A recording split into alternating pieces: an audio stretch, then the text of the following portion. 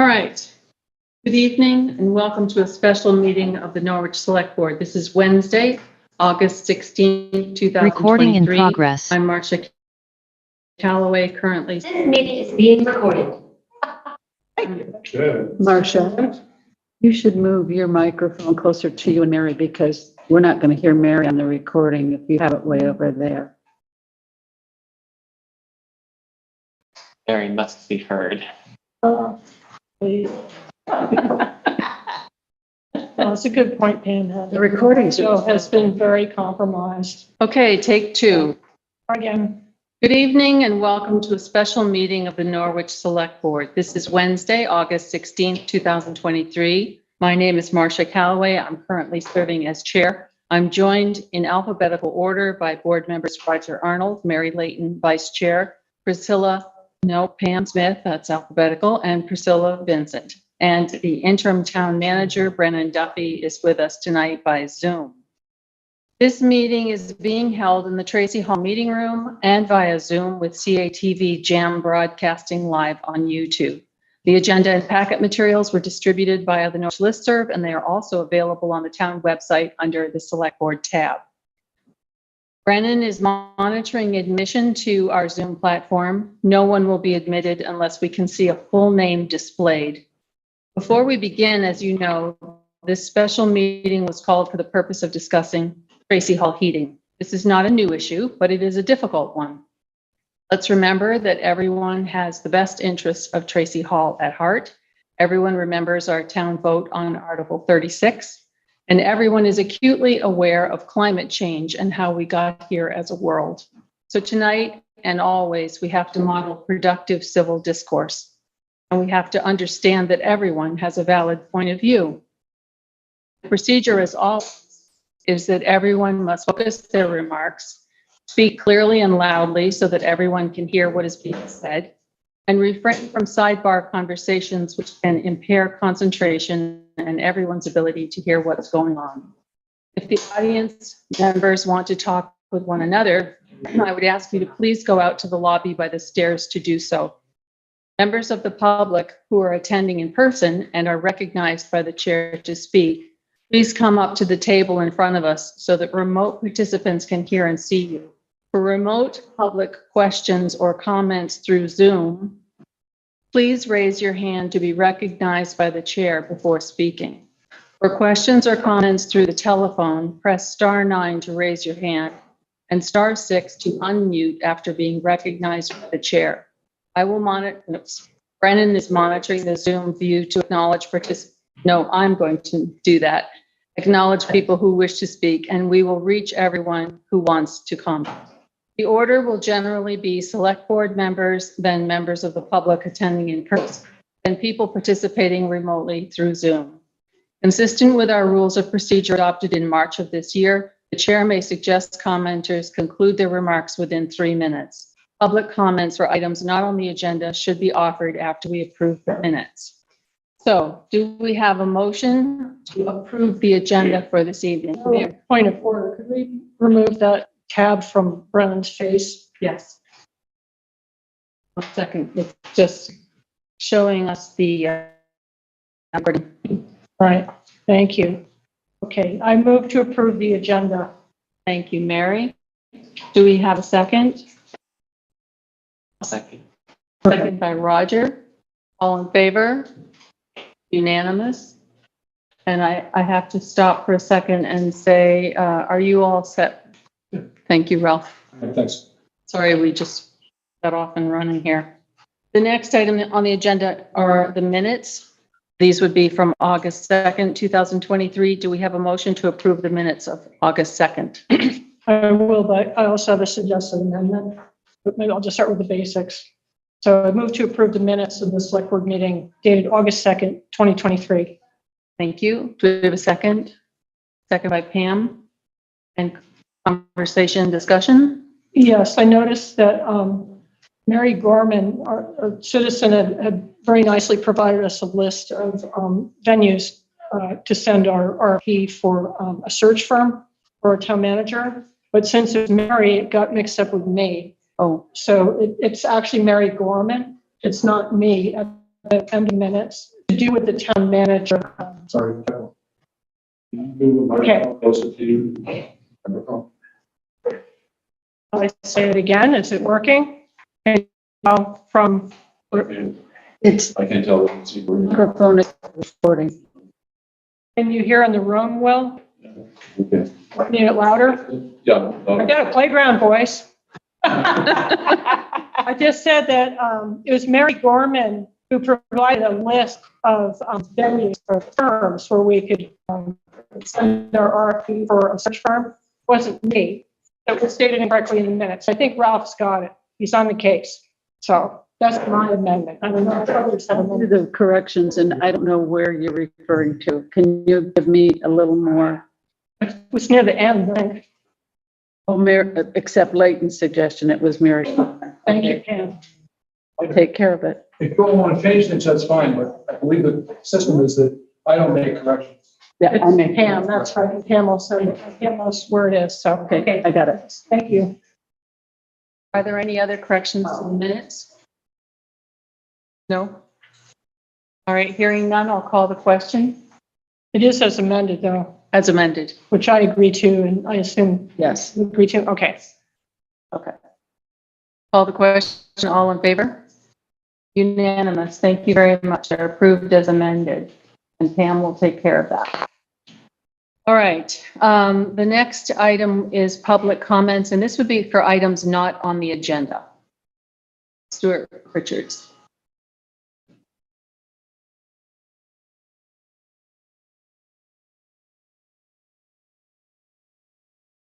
I don't think I'm going to bother to sit down. I'm not going to bother to sit down. Stuart Richards, Norwich. I've spoken on this topic so many times, but it is repeating because it hasn't been solved. It's still an issue that is outstanding. I am very disappointed that the open meeting law lawsuit has not been settled. It just makes absolutely, in my mind and in the mind of other people, no sense to have expended $100,000 and the lawsuit continues. So I hope that you will take my comment seriously and end this lawsuit. Thank you very much. Thank you, Stuart. Are there any other comments for items not on the agenda? Marcia, Yes. I have an email from Chris Clement asking to be let into the meeting. Kay Clement. Chris, can you put your full name on the, whatever it is they call this, your picture? She's not in the meeting because you haven't let her in yet. She's not there because he's only letting in people with full name because we've had the Zoom bombing. Right. I will add, I don't see anyone in the waiting room right now, full name or not. Okay. So Chris is listening. She should fix that and she'll get let in. I just sent her an email. Okay. All right. There are no informational items tonight, and that moves us on to the action items for motions. And we're going to be talking about the Tracy Hall heating. I would just say, I just received correspondence, which it'll be in the next meeting packet. And so I think it would move us along this evening if we could all stipulate, we understand that what carbon does to the atmosphere and that we are in a climate crisis. We all understand that, and we don't really need to belabor it. Do we all understand that that's a situation? I just offer it. All right. So going next, who would like to proceed with this? Priscilla and Pam have put in a lot of documentation. So if you want to discuss, I think we've all read it. Go ahead. Okay. Obviously, we didn't figure out who's going to say what when. Open meeting law. I hope people have had a chance to read the report that we did and all the site visits and all that stuff that we did. our primary concern is that Tracy Hall needs reliable heat this winter. And my hope is that we will make a decision tonight. I have, a contract we could sign from ARC for the oil burner. I have one from One Green Heat for a pellet system. I think we should really try to do something tonight because winter is coming. I don't know if you want me to summarize the report or. I feel comfortable, but I want you to feel comfortable. And does anyone have questions about the report? Does Pam want to add anything? Can I ask a question? Yeah, we'll get to it. Well, it was just about like preliminary. You said we all understand there's a climate crisis. And I guess there's a crisis with the building. Okay, that I didn't know until I read it. Is there a crisis with the building? I don't think there's a consensus on that. That's it. I think there are some questions. about Well, the building. I'm going to speak. 3 years, One at a time. 3 years ago, the geothermal proposal was put before the town, and a bond passed for $2 million. And then in August, 3 years ago, it was recalled. So there was no appetite for doing an expensive geothermal project. So I think we can say that for the last 3 years, we've known that the heating needed some attention.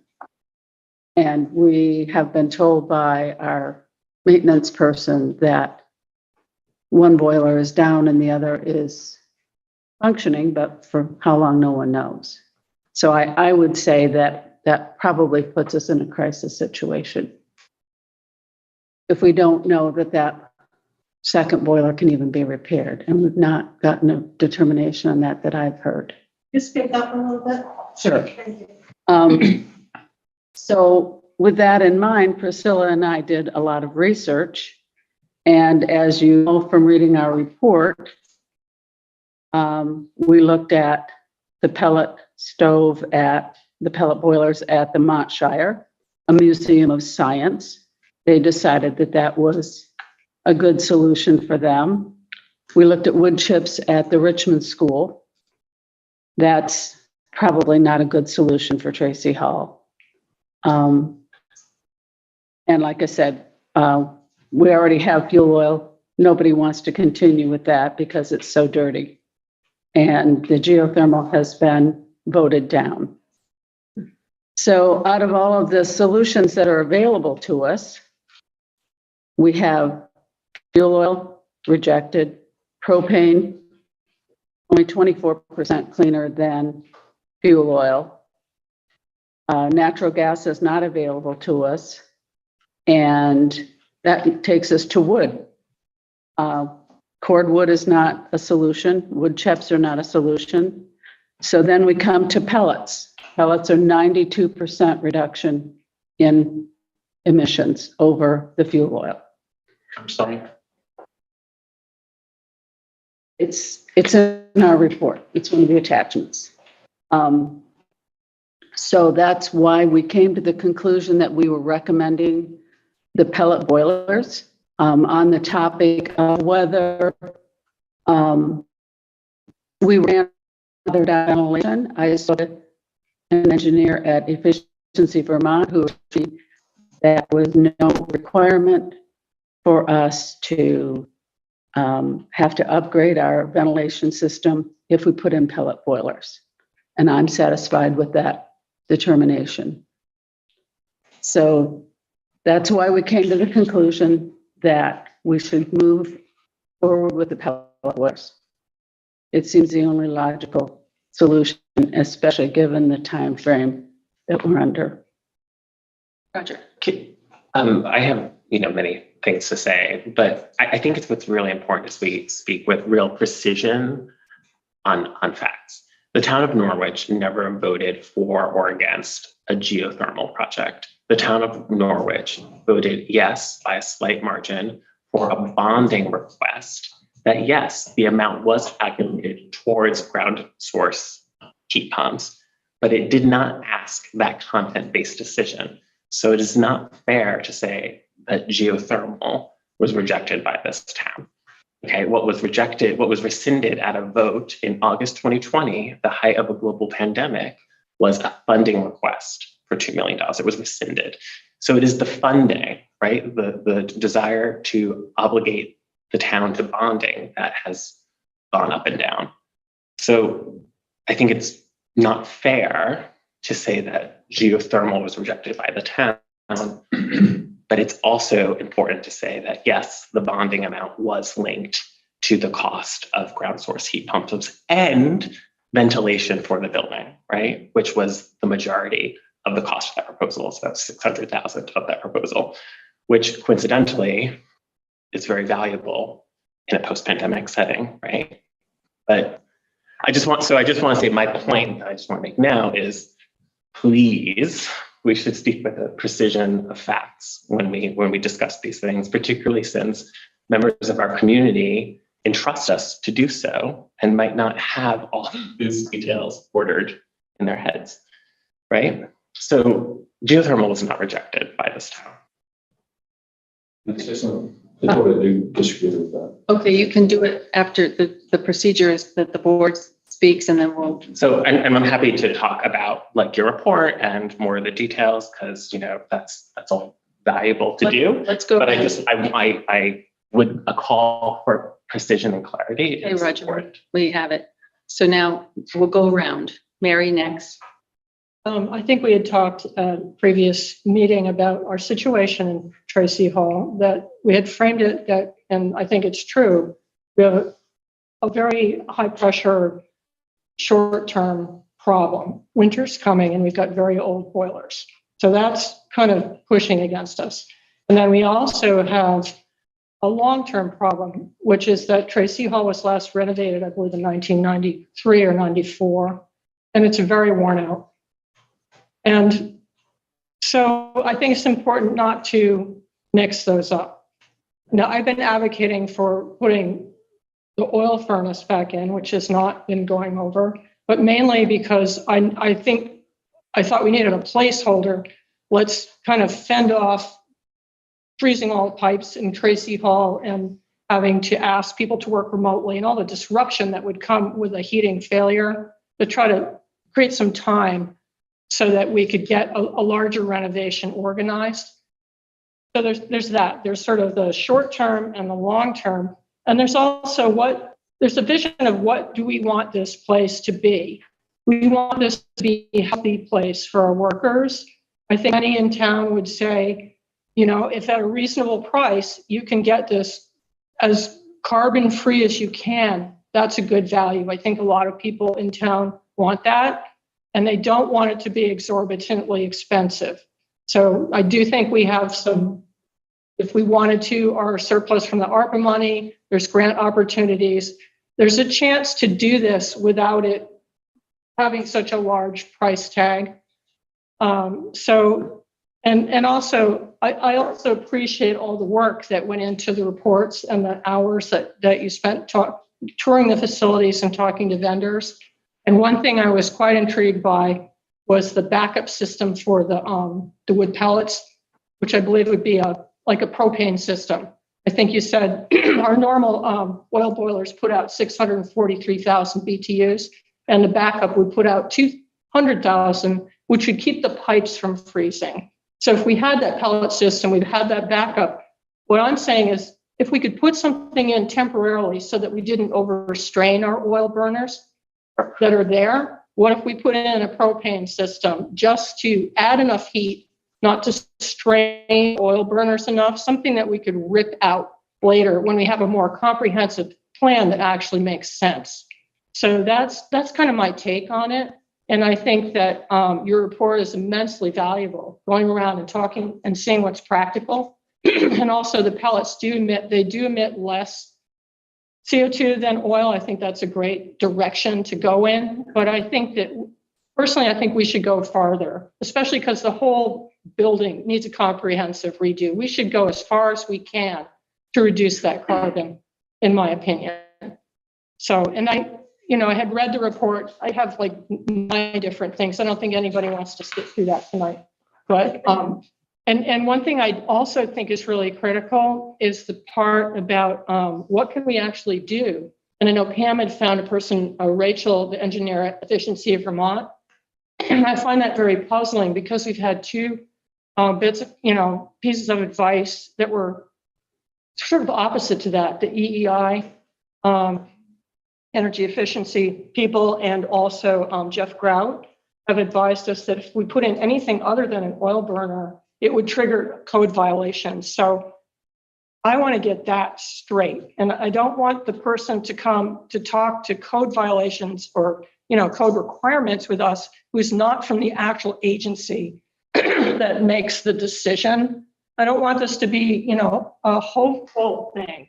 I'm a person in another agency who wants to push energy efficiency without considering the permits. And I think how painful it was for us with the Norwich pool. We lost that pool. And a lot of that was one permit. And it went in a really, expensive direction because people were thinking, yeah, we'll just get that permit. We'll just put a little influence there into Montpelier and get that permit and everything will be fine. Well, it wasn't fine.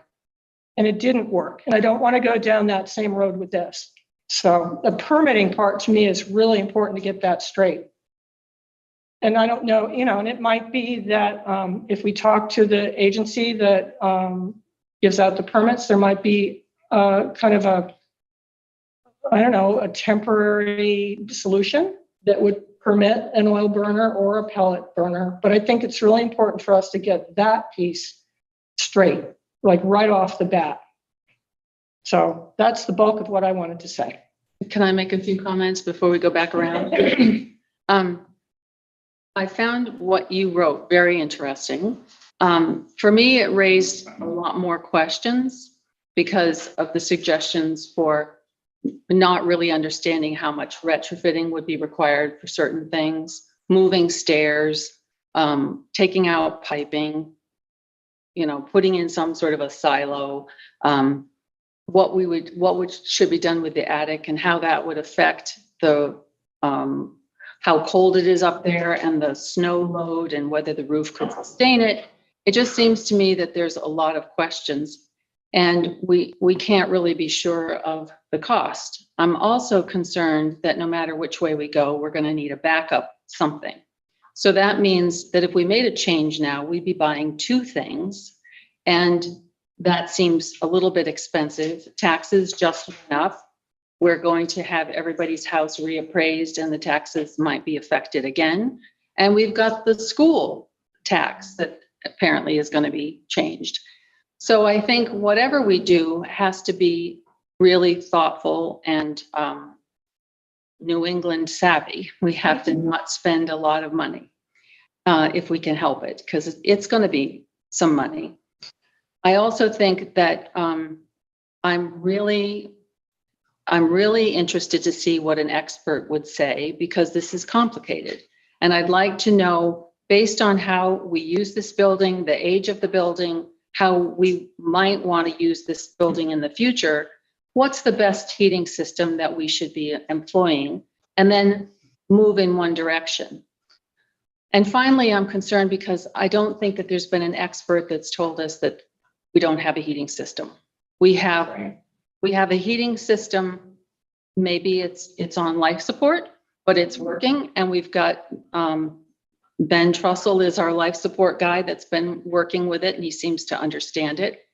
And so I think I'd rather put our efforts at this point into getting our expert, having, push forward as fast as possible to get a really comprehensive plan and then start moving through that plan. And maybe heating is the number one thing once we get that plan, but I'm just not convinced that we should do something now, assuming that this thing that is very old is going to die this year. And I should say, Lily Tryman had, our town clerk, had put in something, because the question had come up last time, what if the pipes freeze because we lose the heat? And she found out, as you can read in the packet, that our vault fire suppression system would apparently not freeze and burst the pipes because it's a dry fire suppression system, which I won't explain because she did. Mary? It doesn't mean the documents wouldn't get wet. This is an explanation by Neil Fulton, but as he said, it's better wet. You can bring them back if they're wet, but not if they're burnt. Right. I guess the worry was that we wouldn't necessarily have burst pipes that would cause. It's unrelated to the burst pipes problem, which would be a problem with the pipes leading to the bathrooms and the kitchen. Right.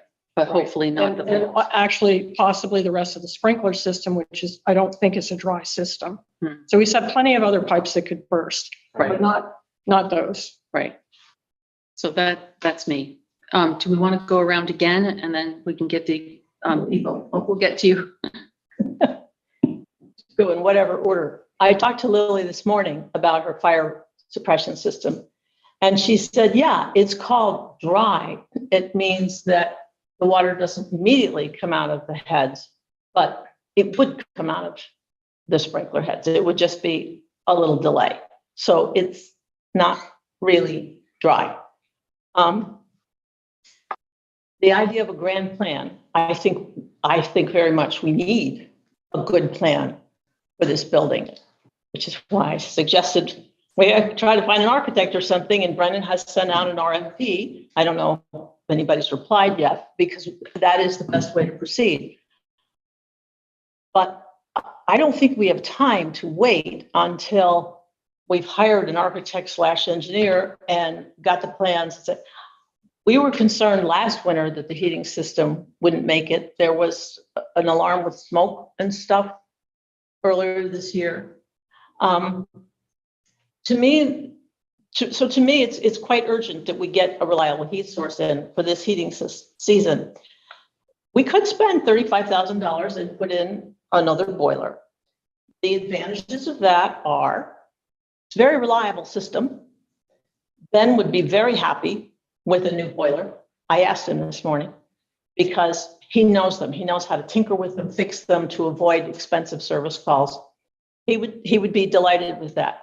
It does nothing to advance our stated goal of reducing fossil fuel use or eliminating it.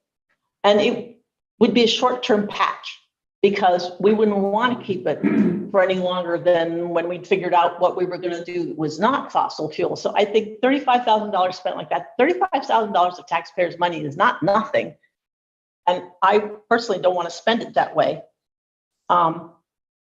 The other thing we could get in between now and heating season would be the pellet boiler system. That would be, there's still some things we don't know exactly, but under $200,000. It would plug into the existing systems, pipes, vents, ducts, and stuff we have now. I don't think it would impair anything we would want to do later with the building any more than an oil burner would. And it's a system that we could live with for a long time. And so I think that would be a better use of taxpayer money to say, spend the $200,000 now, get it done, then we're okay, and we have time to figure out all the other things that the building needs. I don't think we can burden the taxpayers with an enormous project all at once. I think we have to do it in stages, the way you would if it were your own home and you said it needs certain things. What does it need in what order? And the tax thing is big. I mean, the school taxes are going to be going up starting next year. And over a 5-year period, according to Neil O'Dell, are going to be going up 20 to 30% for us here in Norwich because we don't meet all the criteria for getting a break on that. That's an enormous amount. And also the longer we wait for a final or a long-term heating system, the higher the cost goes. It's true that the article that was voted on in August 3 years ago does not specifically mention geothermal, but all the discussion was about geothermal. And I discovered that at the same time that we had this geothermal thing, there actually was an estimate that had been provided by Lime Green Heat for a pellet system. It was $95,500, which is a whole lot less than $1.8 million for the EEI. Somehow, I don't remember what that came up, but I wasn't paying a lot of attention at that point. Now we have this new estimate from Lime Green Heat, and it's doubled. So if we wait another year or two, I don't know how much more it's going to cost us. And we do have funds that we could tap from the surplus / emergency fund to put the heating system in now and do it once and not keep burning fossil fuel. Okay. Thank you. Pam, you're next. I have to agree with Priscilla that the whole discussion around Article 8 was that a geothermal system was being proposed.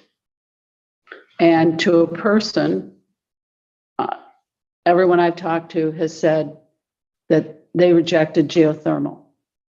Roger's the only person I've ever heard say that, it wasn't about geothermal. It was about $2 million That's not what I- bond the town to undertake a geothermal project and other things that were proposed by EEI.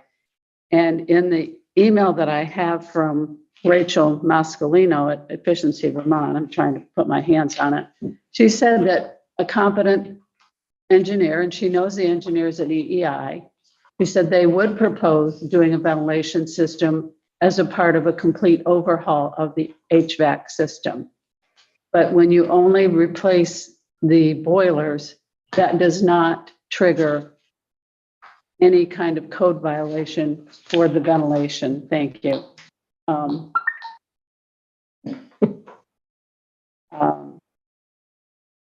Rachel's is down at the bottom. Yeah, she says, based on your description of the previous engagement with EEI, my assumption is that their engineers had designed a complete HVAC system to serve the building.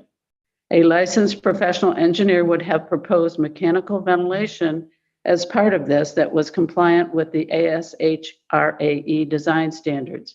We always encourage buildings that are underventilated to explore the project of bringing the space into compliance with current standards, but this is not a requirement to receive support for the pellet boiler. She's an engineer. She deals with this stuff all the time. And that's why I asked her what was her opinion on this. So I'm concerned that if we don't go with the pellet boilers, we're going to find ourselves in a situation this winter that Tracy Hall has heat. I will not support buying an oil-fired boiler. That just perpetuates the problem that we have now, which is all the carbon emissions that are going out into the atmosphere. And I believe that the town voted against geothermal because that was their understanding of what that bond was all about. So I see geothermal and fuel oil as issues that have been rejected. And that leaves us very few options. Okay, Roger? Yeah, I guess 2 points. So at this point in this project, it's really important to think about Tracy Hall as an asset, capital asset, the site of our government, the site of where our children play, right? So it's not to just have a very siloed conversation about the heating source is sort of besides the point. And indeed, when we agreed to have an RFP, I think we all recognized that there were other questions associated with beyond just a heat source, right? I can tell you that any homeowner, when they change their heating system, any good builder will talk to them about insulation. They will talk to them about HRV systems. They will talk to them about proper airflow and ventilation, functionality, design. These are all questions that need to be thought through, and this board, took action for that, hopefully. And then I think finally, the question of, what is the appropriate backup source for, what should ultimately be some kind of heat pumps, which should be some kind of electrification, I think is an open one, but one that I will not discuss without having a commitment from this board to do a green energy project, right? So I think pellets are a reform at best, and they are a reformist reform. So it is only a reform that you look to reform again, and then you're never addressing the actual problem. You are just reforming the previous reform. It's like getting a new bucket to stop a leak, as opposed to just fixing your roof, right? You can get a big bucket, you can get a glitzy bucket, you can get 3 buckets, but you're not addressing the leak. And I think people will say, but the house is getting wet. It's, you're ruining the rugs, and it's not about wanting to ruin your rug. It's about wanting to fix the problem, right? So ultimately, as the original study that was put forth by the Energy Committee proposed, the best solution for the environment, the best deal for your buck is a ground source heat pump. But I also think this board has a duty to consider air source heat pumps. But either way, it's electrification. And that backup question could be pellet, could be another fossil fuel like oil. But this board should not be committing itself to that until it goes through a process where we are focused on clean energy. I waved to my child from the window. He and I are the only ones in the surrounding who are probably under the age of 60. And it is for him that we work for. All right. So I've said it. Thank you. Right? I think it's too bad that the geothermal concept seems to have such a negative connotation. And I think perhaps when it was talked about, I don't think it was publicized in a way that helped people to understand the full scope of the project. So now when we say we voted down that bond, it's like, oh yeah, that geothermal, it's kind of weird. You get heat out of the ground, and the ground is old and cold, so you can't actually get heat out of it. It's sort of like, well, think of your refrigerator. That's taking heat out of, your vegetables and putting that heat into your room. It's the same thing, only it's just coming out of the ground. It's always 50 degrees, way more efficient than taking it out of the air. And it's just pumps and pipes.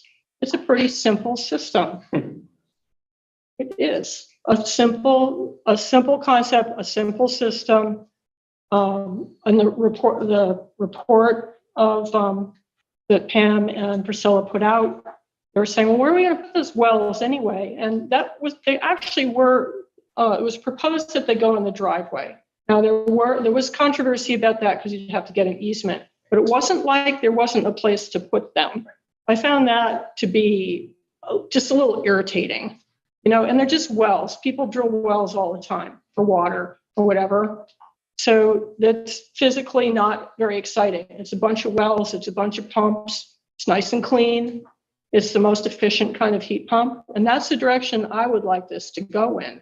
And if it turns out that to properly ventilate this place and update the plumbing, the electrical system, maybe take a look at the way spaces are used so that the employees have the best working environment, if that costs a lot, that cost should be attributed to what it is, not to the geothermal portion of it. And also to look at the budget for the EEI project, which included, a lot more than just that geothermal component, and then compare it to 95,000 for a pellet system. To me, that's like apples to onions. It's just not a fair comparison. But I still feel nervous about the oil burners. I don't want them to fail. If there was a way you could see how many electric space heaters you could put in without blowing the panel, or put some propane heaters in here just to take the pressure off of the oil burners, I would feel a lot better, because it's nerve-wracking to think about it.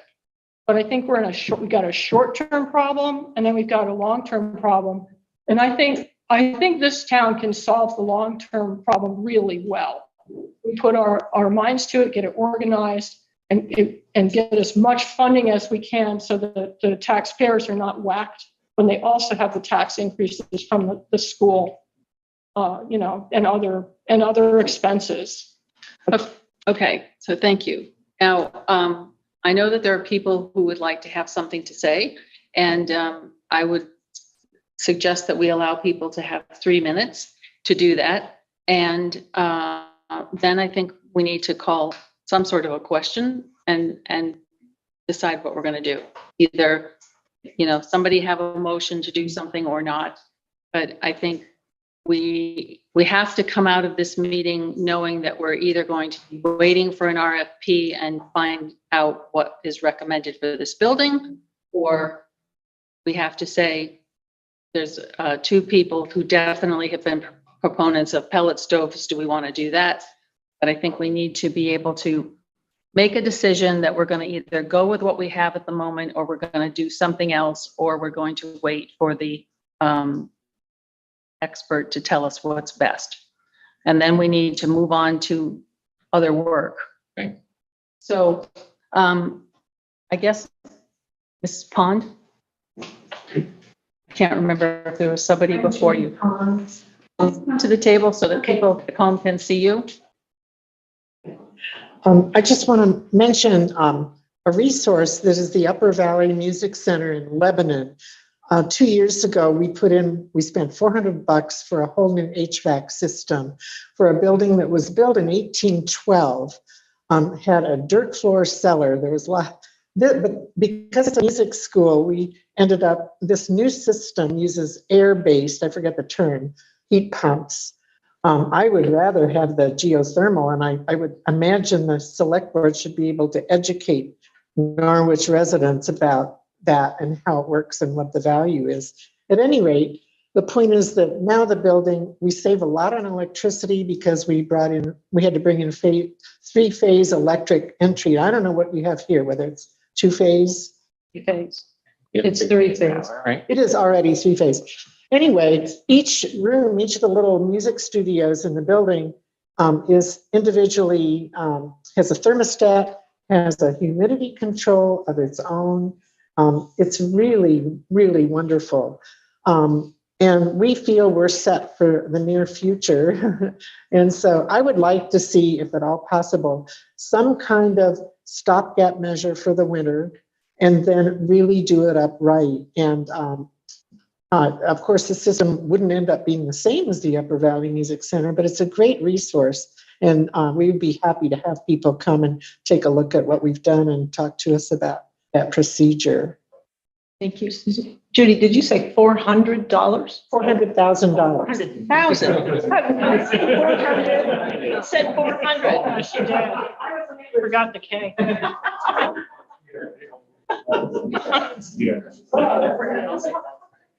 Is there another person? Linda Gray, come on up. I brought my laptop and I wanted to show you guys this. Say your name. Linda Gray, a Norwich resident, and I want to show you all this pie chart. And it's about the 2020 project. And I don't know, it's never going to be visible to the Zoom folks. But the blue part, it's a pie chart of the cost of that proposal. So I just want to lay, as Roger was saying, let's be factual about that proposal. The blue is the ventilation cost.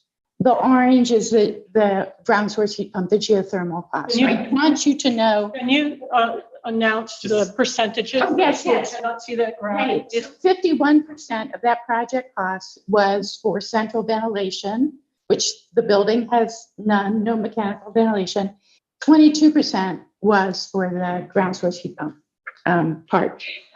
So that's one point. The other general thing, I want to echo what Judy said. I want to make a couple points about your proposal with regard to wood pellets. I think it is possible to consider that for a very short-term bridge, if that seems more appealing somehow than oil. But I want you to know that very, very clearly, the facts show that that the carbon emissions from that system will not be better than the carbon emissions from an oil boiler.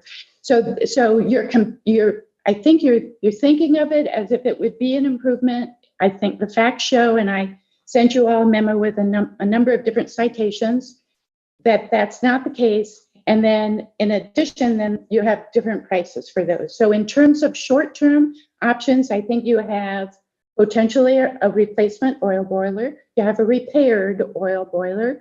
You have potentially a wood pellet system. You also have potentially doing some actual investigation into the possibility of an alternative space. So I think I would prefer that you look at repairs and alternative space. Thank you. Will Smith, I think you'd raised your hand earlier. I was trying to remember. Did you? I know what everyone had to say, but anyways. I want to hear it. We want to hear, but remember the rules. You know, if we could, Will Smith. Will Smith, Western Road, Norwich. if we could use gas lighting for heating this building, we could walk away today and have no further discussion. People can't hear. Um, Can you speak so? Can you say that again? No one could hear you. I said if we could use gaslighting and misinformation to heat this building, we could walk away today and have no more further problem to discuss. I think your facts are wrong. I think geothermal will end up being a white whale, a burden on the taxpayers, and it could cost way more than $2 million. And Roger's description about talking precisely that geothermal was not rejected. It was. If you went to the bank to buy a car and they rejected your loan, they were rejecting your car. So geothermal was rejected and will be again. Thank you, Will. Okay. And did you have something? So it'll be all over the map here. Can you just say your name for the? Yes, Prendergast, Norwich, Vermont. I've been doing a lot of research for some time now on geothermal and other sources of heat.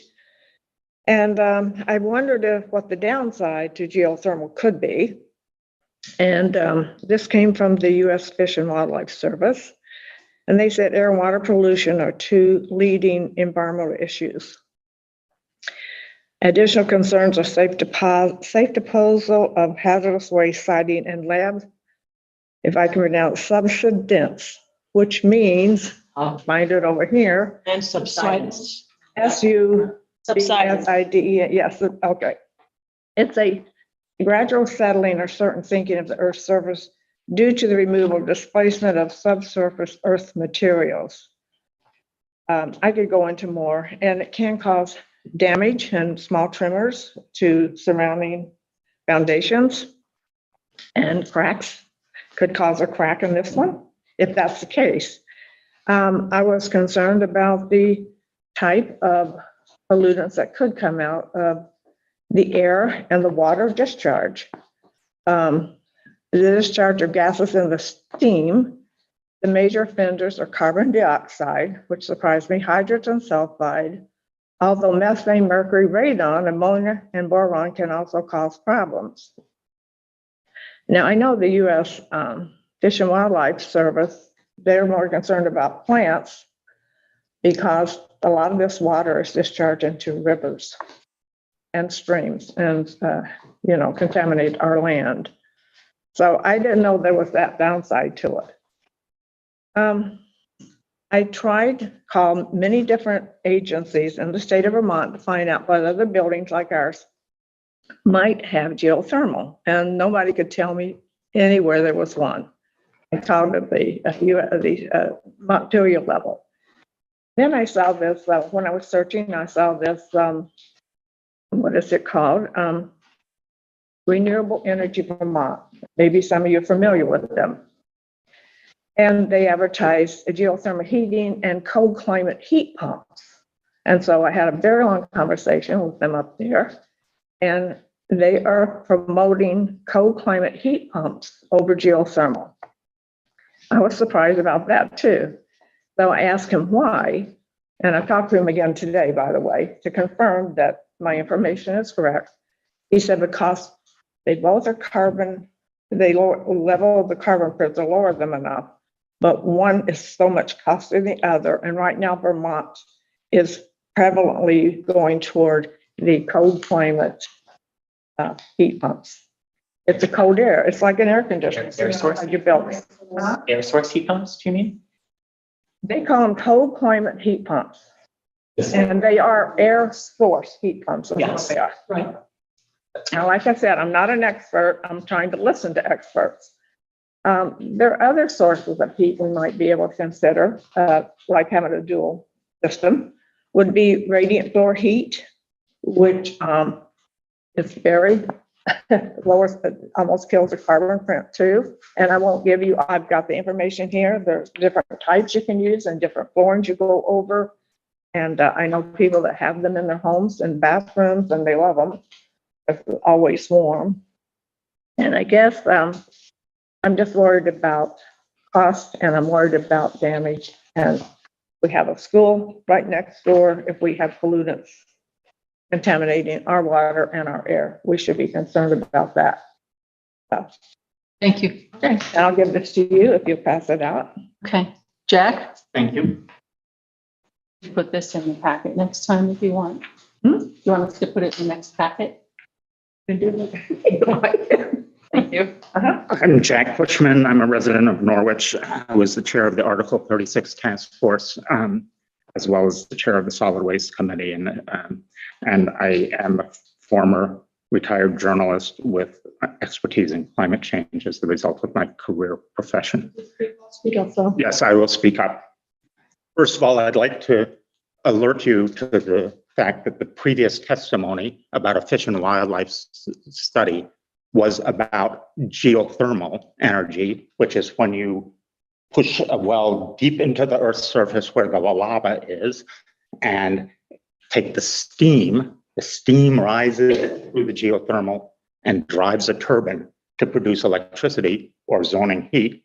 This is nothing like any proposal that's pertinent to Norwich. We are talking about ground source heat pumps, which are a completely different technology and have nothing to do with the fish and wildlife study.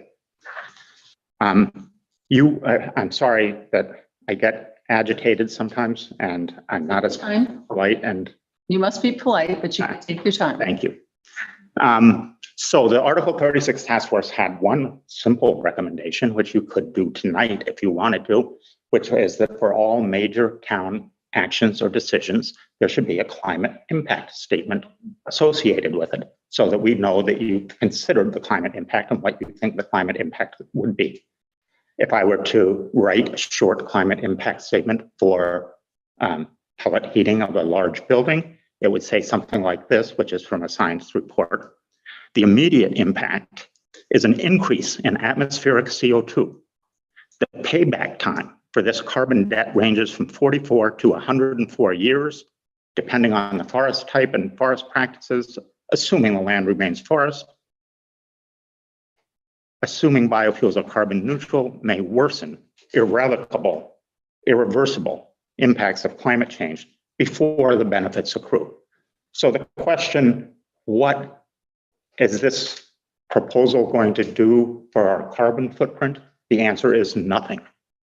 It is going to increase our carbon footprint for the lifetime of this project, which will be 25 years.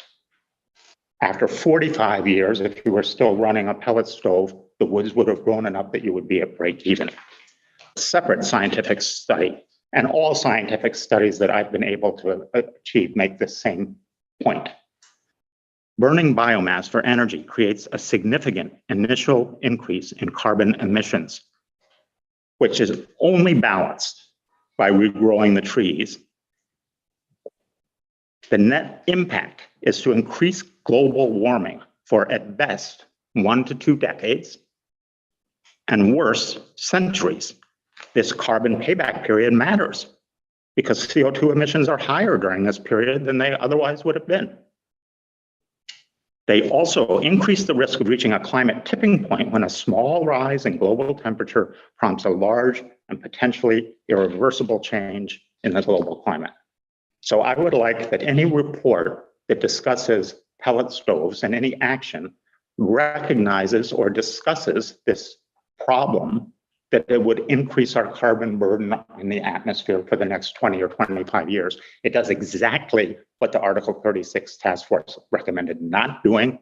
It locks in a source of CO2 emissions, additional CO2 emissions for the future generations.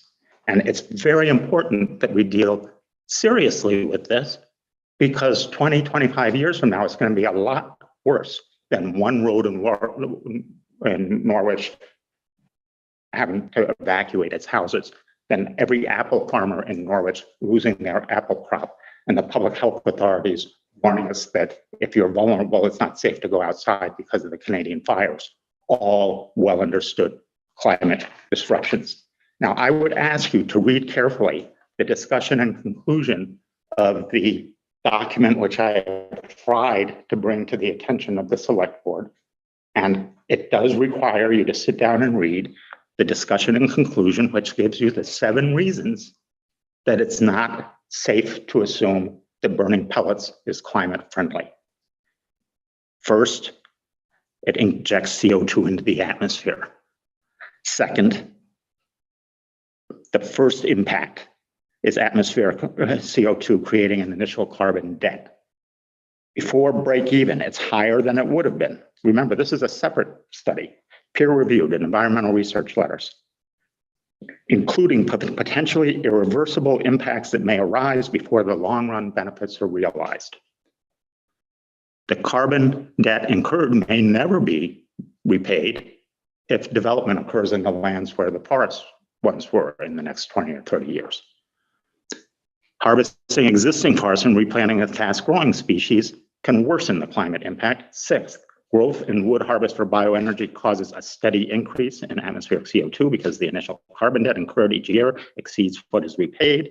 In sum, it can lower long-run CO2 concentrations compared to fossil fuels. Its first impact is an increase in CO2, worsening global warming over the critical period through 2100, even if the wood offsets coal, which is the most carbon intensive. So even if you were burning coal in Tracy Hall, you would be doing damage by replacing it with pellet stoves, according to authors from MIT, Sloan School of Management, and so on. So I appreciate, although I've not been allowed to run on, that you did listen to the rebuttal of the previous witness, which is dispositive. You can look up that report and you'll find for yourself, and that you will consider and address the concerns about geothermal, which is that it worsens climate change in a critical time. Thank you. Thank you, Jack. Yes, Lisa. Have you had people in your house? Can you do that outside? Hi there. My name is Lisa Close. I live here in Norwich. I have a question, Priscilla. It's about heat pumps.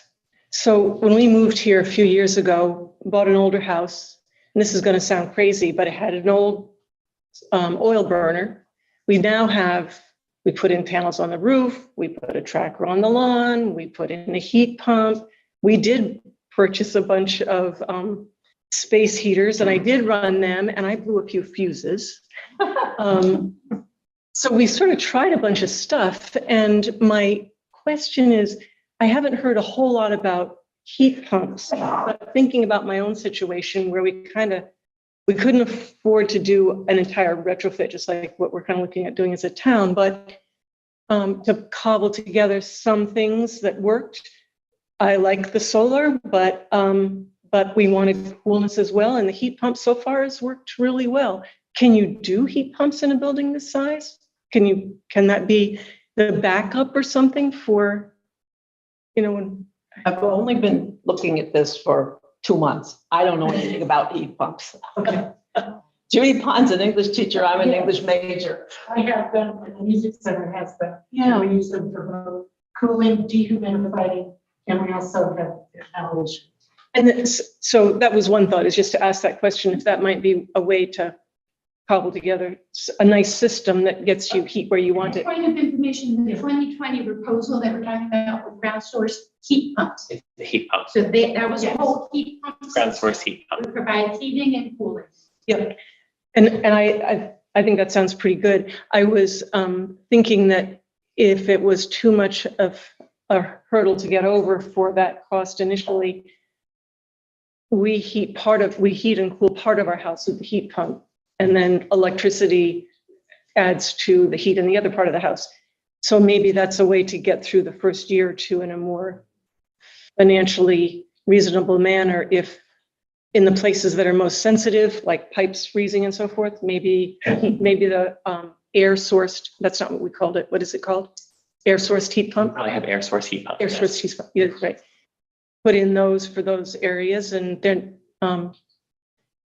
maybe that would keep the pipes from freezing without putting out quite such an outlay of money for the heat pump that goes in the ground. Thank you. Sorry. some of my went through that. Did the lady over here, did you have something that you wanted to say? I'll try. Thank you. She can do it for me. Getting over a cold, so I will try to speak up. Your name first? Courtney Dobbins, I live on Union Village Road.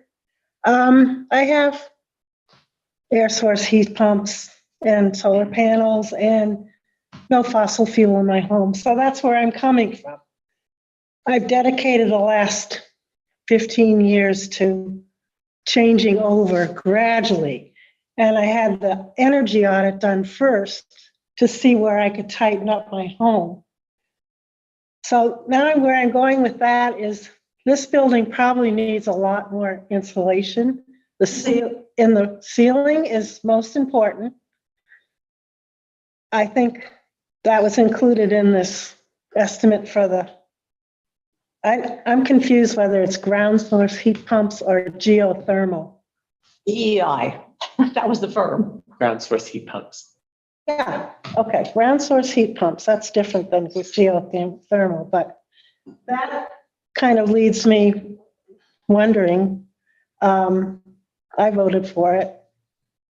I went to the meetings and listened to, I forget his last name, first name, Lamperti. What's his first name? You speak Oh, yeah. to the chair. Sure, I know, he was on a select board. Face the board if you would. Oh, Okay, I'm sorry. that's okay.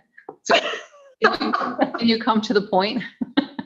Well, that's why I hesitated getting up. Okay. The point is, I'm not for pellets because of first of all, some of the things I've read about the air quality, burning them, and the children on the playground, and the way that this is kind of like a little pocket of fog a lot of mornings, and I don't like that idea for the children.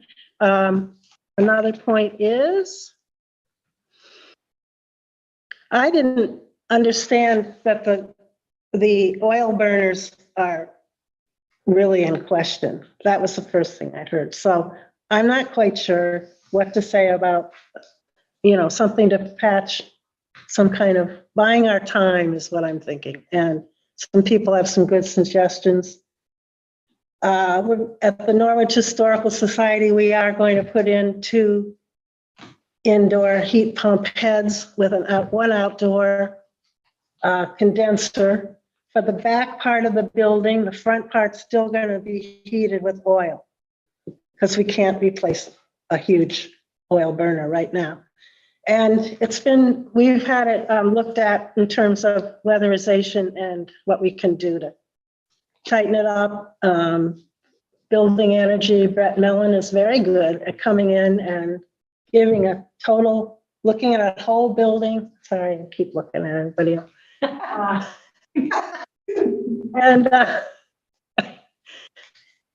Okay. And so that's what I would suggest is we've got to get somebody to really look at, maybe it was already done, but Thank you. tightening up the building.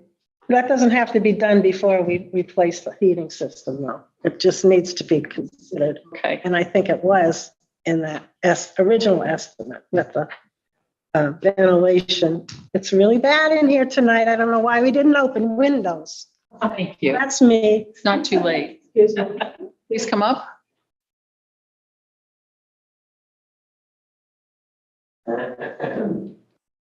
Hello.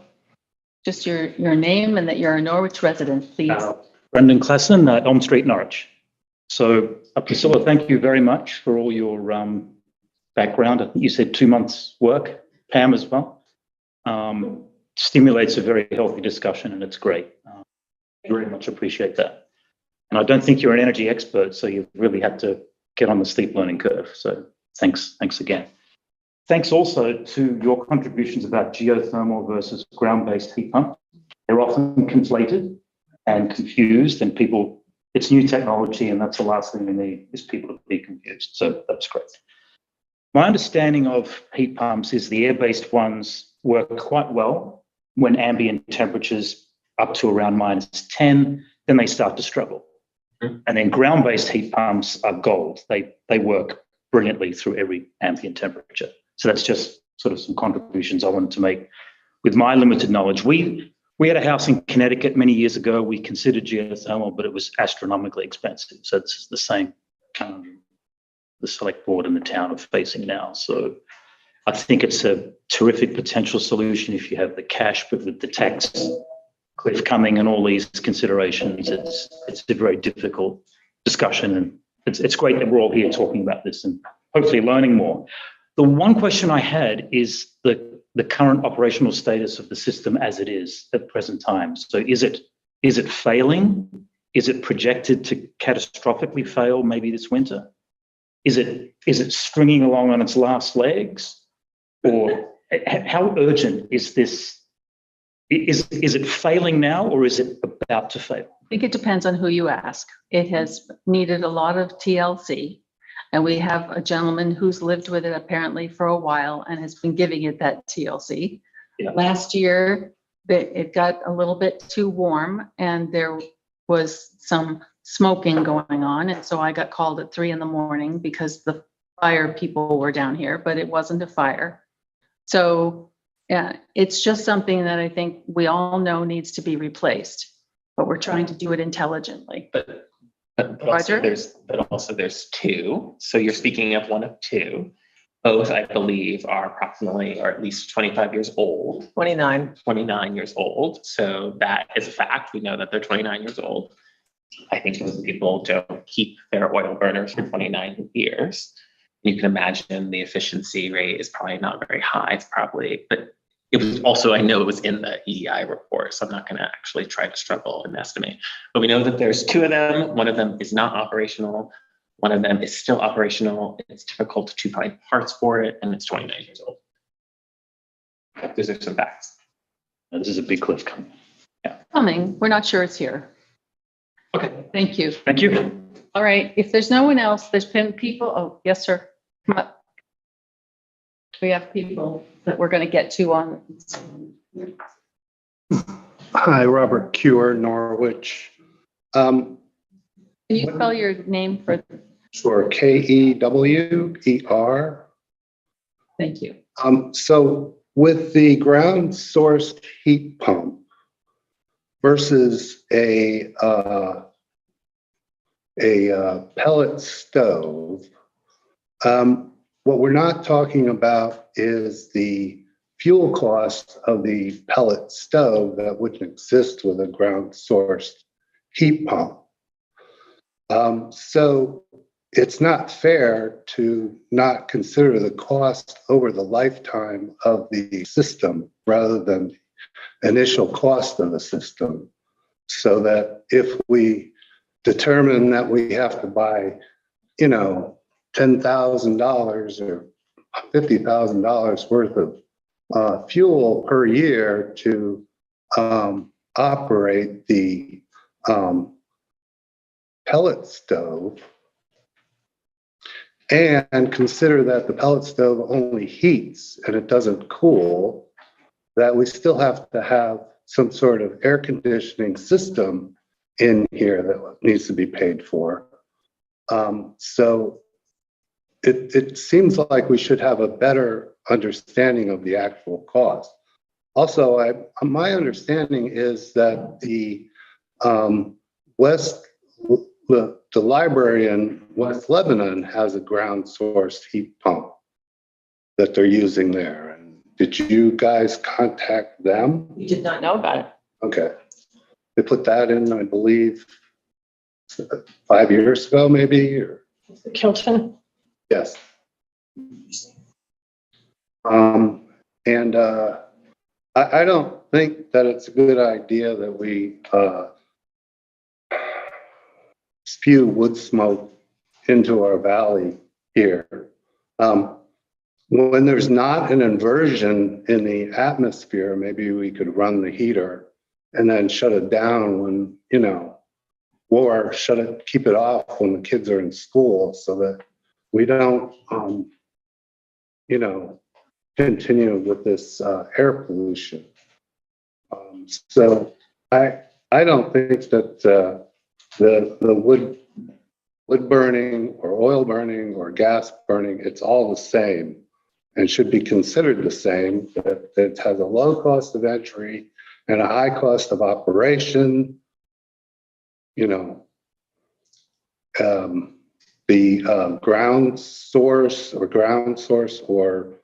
air source heat pumps have a much higher entry of the cost of entry, but have a much lower operating cost. And thank you. Thank you. Those are good points. I'm now going to go to the people online. Oh, sorry, Stuart.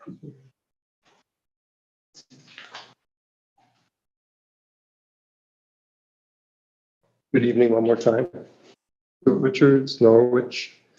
So I'm really concerned that we will be without heat this winter in Tracy Hall. I think that we're rolling the dice by not doing something that will maintain a viable heating system for the winter.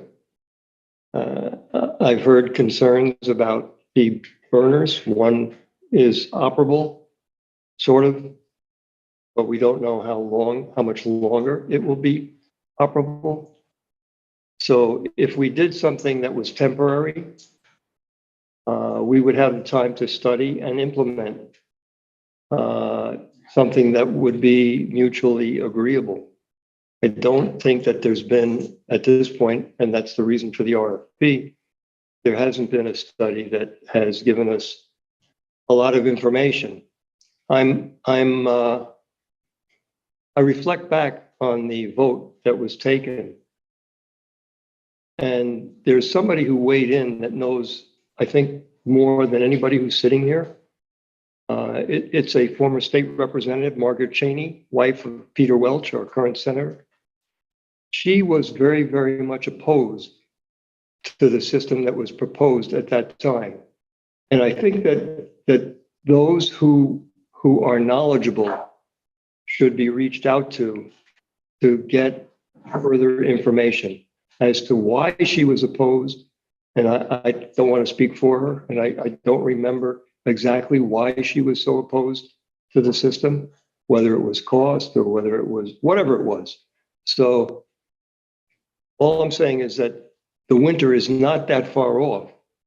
And whether we pay 30 grand for oil on a temporary basis or whatever we do, if there's some way to keep what we've got going through the winter, fine. But it just sounds to me like a roll of the dice. And I'm concerned that we won't have heat, that either the parts won't be available for the existing oil burner or our fix-it guy who's really, devoted a lot of time and effort to keeping the thing going, that despite his best efforts, he won't be able to keep it going through the winter for whatever reason. So I would urge you to take whatever steps are possible to make sure that we do have heat this winter, whether it's pellet, whether it's oil, whether it's whatever it is. I don't have an answer for what the short-term solution is to make sure that we have heat for this winter and that we buy time to come up with a long-term solution. Thank you. Yeah, thank you. Thank you. You guys have had an opportunity. Can I go to people on the Zoom? All right, Jeff Grout. Are you there? Yes, I am. Good evening, everyone. My name is Jeff Grout. Can you hear me okay? Yes, we can. Good. I'm a regional energy coordinator for Two Rivers Ottaquechee Regional Commission. And wow, where do I start? I think we can all see this is a very complex issue. There's been, and thank you all for the time and energy spent in gathering information for all the reports that were presented tonight. I think everybody is very lucky in this meeting to be receiving all this information and making sense of it. And that really is the problem. Tracy Hall definitely has a short-term and a long-term solution needed for the building. I have spent some time in the building, and I do agree that there really needs to be an immediate solution, and the long-term solutions discussed are also going to be key. One thing I did want to address is it was referred to earlier in the meeting about the ventilation upgrade when the heating system was upgraded, and I just wanted to put that in context.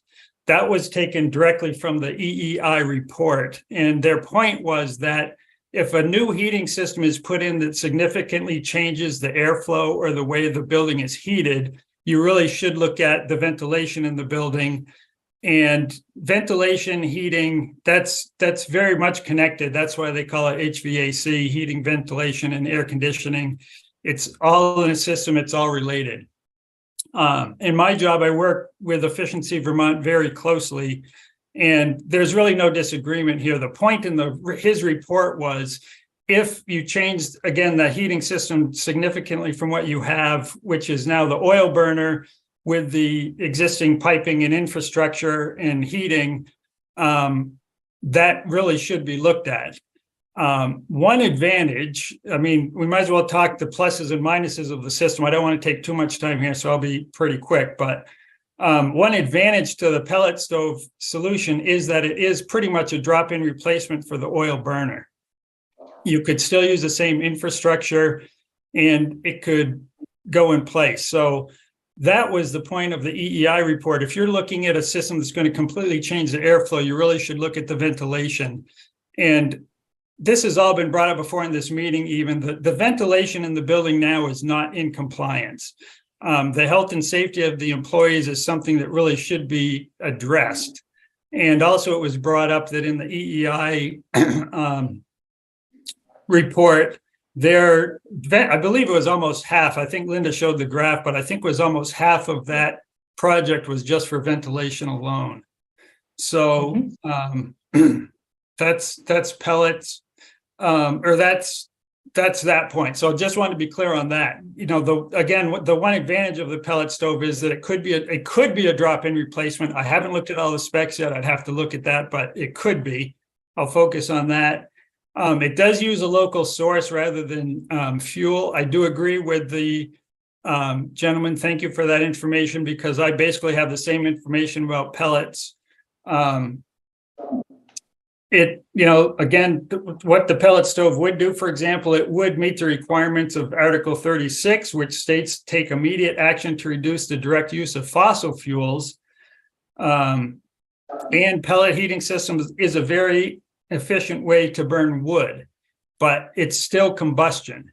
And when you burn wood, we are releasing the carbon that's stored in the wood immediately. So right away, you do get emissions, carbon emissions, even higher than fossil fuels and in the immediate time when the fuel is burned.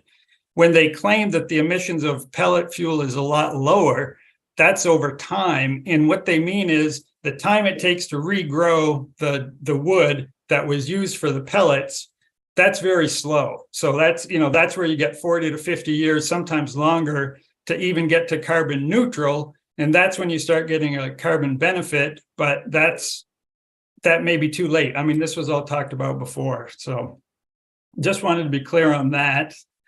Can you, do you have a couple more points and wrap up? Sure. Yep. I think with that said, there really should be, I think, and again, I don't know if we have enough information yet. That's up to the select board and the energy committee and the people there, but there's been an awful lot of information collected already. I think the point needs to be pretty soon to come to a project solution that's defined so that we can go out and look for grants and funding.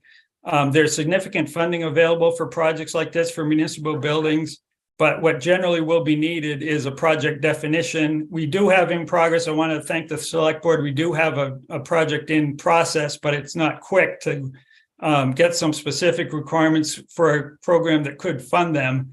But, the bottom line is, one thing, ground source heat pumps have no emissions. It's a completely closed system. There's no emissions from ground source heat pumps. And another question that was brought up was air-to-air heat pumps, mini-split heat pumps. They could actually be the primary source of heating and cooling in your building with a backup system that could be, it could be even your existing heating system, and the goal would be to reduce or eliminate all the need that you have for that system. It could be a pellet stove. Again, there's some advantages and disadvantages to that. So there's still a lot to consider, and I'll shut down there. Thank you. Can you just tell me quickly, one sentence, what does project definition mean? You said we need a project definition. Yeah, that would be what type of heating, quotations for the equipment, exactly what you want to do. Are you addressing ventilation? Are you just doing the heating system alone?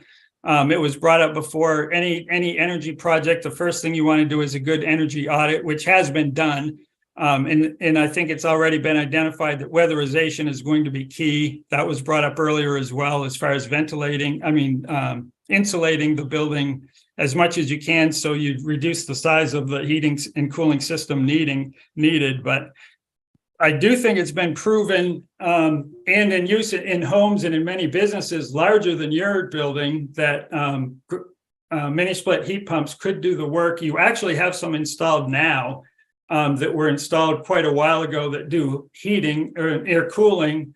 They're not cold climate heat pumps, so they wouldn't do much heating. But the advantage of that is that you could have heat pumps in just the rooms that are occupied. And it would basically be zoned heating. So it really is a good way to heat and cool the building, and very efficient. So thank you very much. That's helpful. There's your emergency. Eric Miller, you were next. Yes, thank you. And I just want to thank all the select board for your public service and the work you put into this and all the other challenges that face our town. I thank you very much. And I want to thank all my neighbors who've spoken before me for their thoughtful comments and everything they've offered to this conversation, and really appreciate all of the select board's willingness to consider all the different opinions on this issue. Yeah, I forgot to mention I'm a Norwich resident since 1991. And I've also been a visiting professor and research professor in environmental studies at Dartmouth for a good part of that time, and then had a Norwich company in which I did air pollution research, sort of boutique special air pollution research for myriad of federal agencies and most of the New England state air quality divisions. So I speak from that perspective. And I would just want to really say thank you to all the people who've explained so well the points that the carbon emitted from pellets really accelerates global warming in the short term. And so that is not really meeting the intent of the Article 36. It fits the definition, but that's been a big misunderstanding that's really well understood now. We don't want to burn anything if we can help it. But also importantly, I want to flesh out a little bit more of the air quality issues. And I know someone spoke already to the point that where Norwich is located, where the town hall is located, is a place that is commonly subject to inversions in the winter. And we all smell the burning wood or the wood smoke from residential heating and from other commercial sources in town. And as far as the public health profession is concerned, there's no safe level of PM 2.5. Every bit of PM 2.5 that you breathe has some impact, and those impacts include increased risk of heart attack and stroke, asthma exacerbation, and even can contribute to cancer. So we want to do everything we can do to stop burning things and to stop emitting particle pollution. But with all of that said, and of course with the school there, I think that's very, very important. We need to consider that. One more thing I want to say is I think people have already spoken to what we owe our town employees in terms of a properly ventilated and healthy space for them to work, and for the other town members that utilize the space. I really strongly support getting a good long-term solution that addresses those needs. And we have to just recognize it's going to cost some money and we have to pay for it. But it's something we morally are responsible to do for our employees and for citizens who use the town hall. As far as the short-term emergency with the potential failure of the boilers, I think Mary and others have spoken to the idea of maybe we have to just accept replacing the boiler. It's not ideal. We want to eliminate fossil fuels as rapidly as possible, but in the pinch we are, maybe that's the best solution. And maybe that serves then as a brand new, very effective backup for the heat pump system for the few days of the year when it might be cold enough it would need a little boost, or if there was ever some other kind of failure, that could serve as the backup in the future.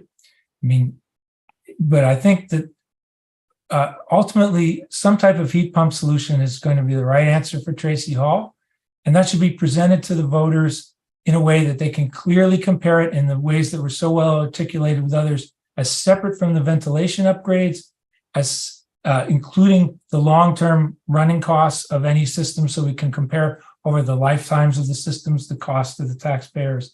It has to really be an apples to apples comparison of what it's going to cost, and not clouded by these other issues or just potential distortions.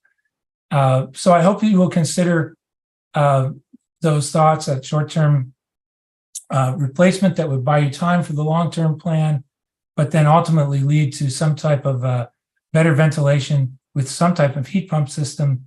And then I think one more thought is that I may be mistaken, but I believe the historic Hanover town offices in the downtown were retrofitted with air source heat pumps. So you might want to inquire with the town of Hanover if that has been effective for them, like it's been effective for the Upper Valley Music Center and others. And we have air source heat pumps in our home. I can always say good things. So I encourage you to consider that along with the other options, because it doesn't seem to be in the mix at the moment. Thank you. Thank you. That was good clarity. Paul Manganello? Good evening. And thank you very much for organizing this special session. I hope, Eric, we do hang on for a little while. I have a question probably to ask you. So I'm here basically to speak against the pellet boilers. And it's been talked about before, but you have to look at as I think Eric was pointing out, the entire life cycle of a pellet stove. And that's from harvesting the trees, processing the trees to make pellets, transporting the trees to the mill, transporting the pellets then to the boiler. And this is going to go on for quite some time. And so you really have to look at the life cycle of these stoves. And they are not, as Eric pointed out, are not energy efficient. They're not CO2 neutral in any sense of the word. So Eric, one question is that how much did the geothermal, the ground source heat pump cost? What was that initial quote? Is that that's something one of the select board members I think could answer better. Yeah, no, that's the select board. That was less than $100,000, if I'm not mistaken. You're saying earlier this evening, but you said that the pellet stove was going to be about $200,000. So again, I think a number of people spoke out. You got to compare apples with apples and not apples and oranges. And so Jeff also mentioned the fact that if you do change the HVAC system, if you do change an energy system, you got to also consider changing the HVAC system. But the HVAC system needed to be changed regardless of what system you put in. So whether you put in the pellet stove or you put in a ground source geothermal system, that you still have to address the HVAC system. So my question to you, Jeff, is, I think people have mentioned the Kilton Library has a ground source a geothermal system. The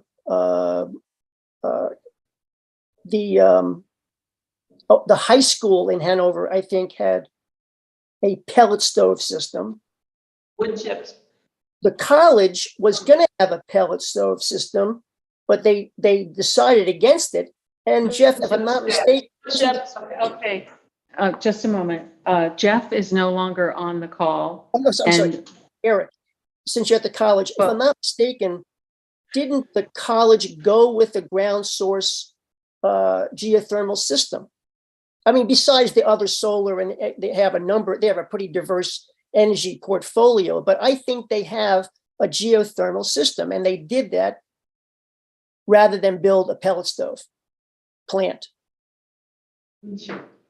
We can find that out. Eric doesn't have to answer that. And well, I just thought that since he was at the college that he might have known about this. If he, but point of order, Madam Chair. Yes, point of order. Just a moment. You've had a Paul. It's point of order. Yes, ma'am. One moment. 8:01. Paul, have you finished? I have finished. So again, thank you very much. Have a good night. Thank you. Your point of order. Conversation should be directed to the chair and not to other members of I the audience. understand, and I was getting to that. All right. I apologize. Now, that's okay. I think everyone, yes, sir. Would you like to speak? Just briefly. Dan Goulet. I live a mile from here. It's a fine mess you've got yourself into, ladies. Gentlemen. Happy to be a lady who lives. Gonna be a lady tonight. You would be. So I heard about this meeting 5-6 days ago, and I talked to people. And the first 10 people I talked to, 9 of them said, about this geothermal thing, it's gonna be $2.5 million. And they said, that's freaking crazy. Because it's gonna be $3 million with a bond issue or whatever. And you know, the taxes are nuts here anyway, and it's gonna go up 30% for the school. And you know, poor people like me ain't gonna be able to live here no more. Anyway, that's just that point. And with the geothermal thing, I think the temperature of the earth is like 50 degrees. And most people like to be at 68 or 70. How do you get from 50 to there with this geothermal thing? I mean, I'm ignorant, so I don't know. It's just heat pump. You pump. Oh, where's the heat coming There from one spot to the other spot. Substantial resource. You still got to warm it up. Anyway. It works. okay. That, and to address the issue of where these wells are going to go, Tracy Hall is on a postage stamp. The boundary for Tracy Hall is like 10 feet that way, 15 feet that way. And if you're drilling wells, I just don't see how you're going to get rid of that parking lot, because we ain't got no parking in this town anyway. And that's something that would need to get addressed if you're going to get an easement from the church, that needs to get addressed, and whether it's even feasible. So, you know, there's so many little things that when you do anything, there's always little things that are unattended to. There's a lot. And I don't envy you one bit sitting in those chairs. And thank you for all you do, because I know what it's like to sit in those chairs. And they don't cut trees to make pellets. Okay? They cut trees to make 2x4s and to make furniture. Pellets are made out of waste. Okay, the trees have already been cut, machined, and whatever, and the waste is made into pellets.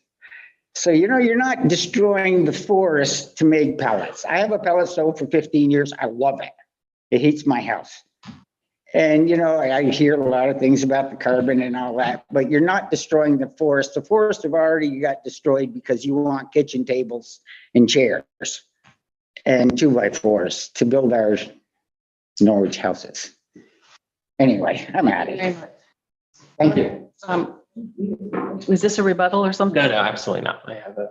Well, can we finish up? Oh, sure, of 2 course. people here, and then we'll go. I think we need to decide what we're going to do. And so I think Fran was first. I'll be very brief. Okay. I forgot to say something. Randy Gasser, Norwich, Vermont.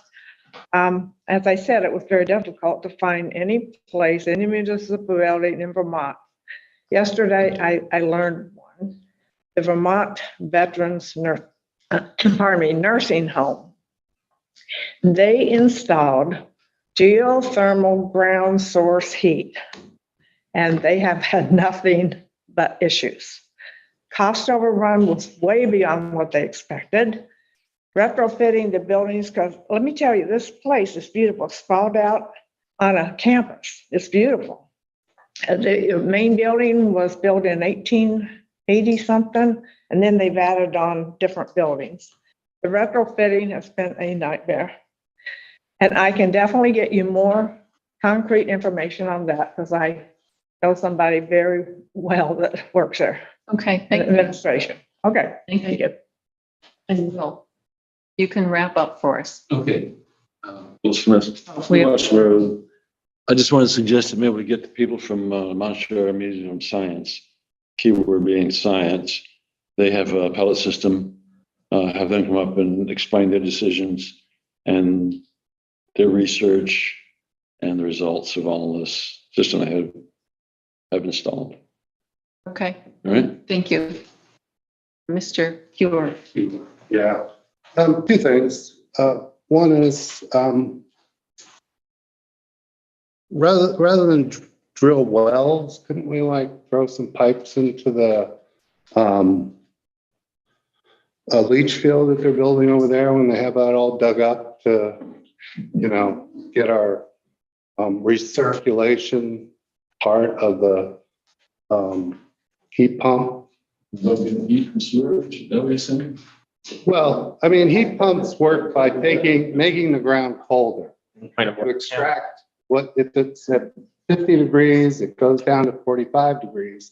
And that 5 degrees, you multiply it in the pump to get you from 50 degrees to 80 degrees or whatever you want to do.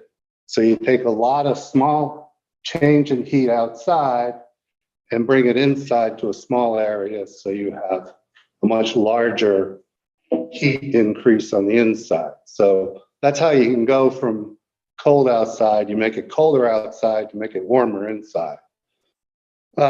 Also, I like the idea of just dropping in a oil burner, because I don't think in August, by the time you get a contractor in here to do stuff, that you're going to be able to have heat this winter unless you go with just what's already there and just replace one small part of it. Even if you get the engine that's going to spew more smoke out in the air,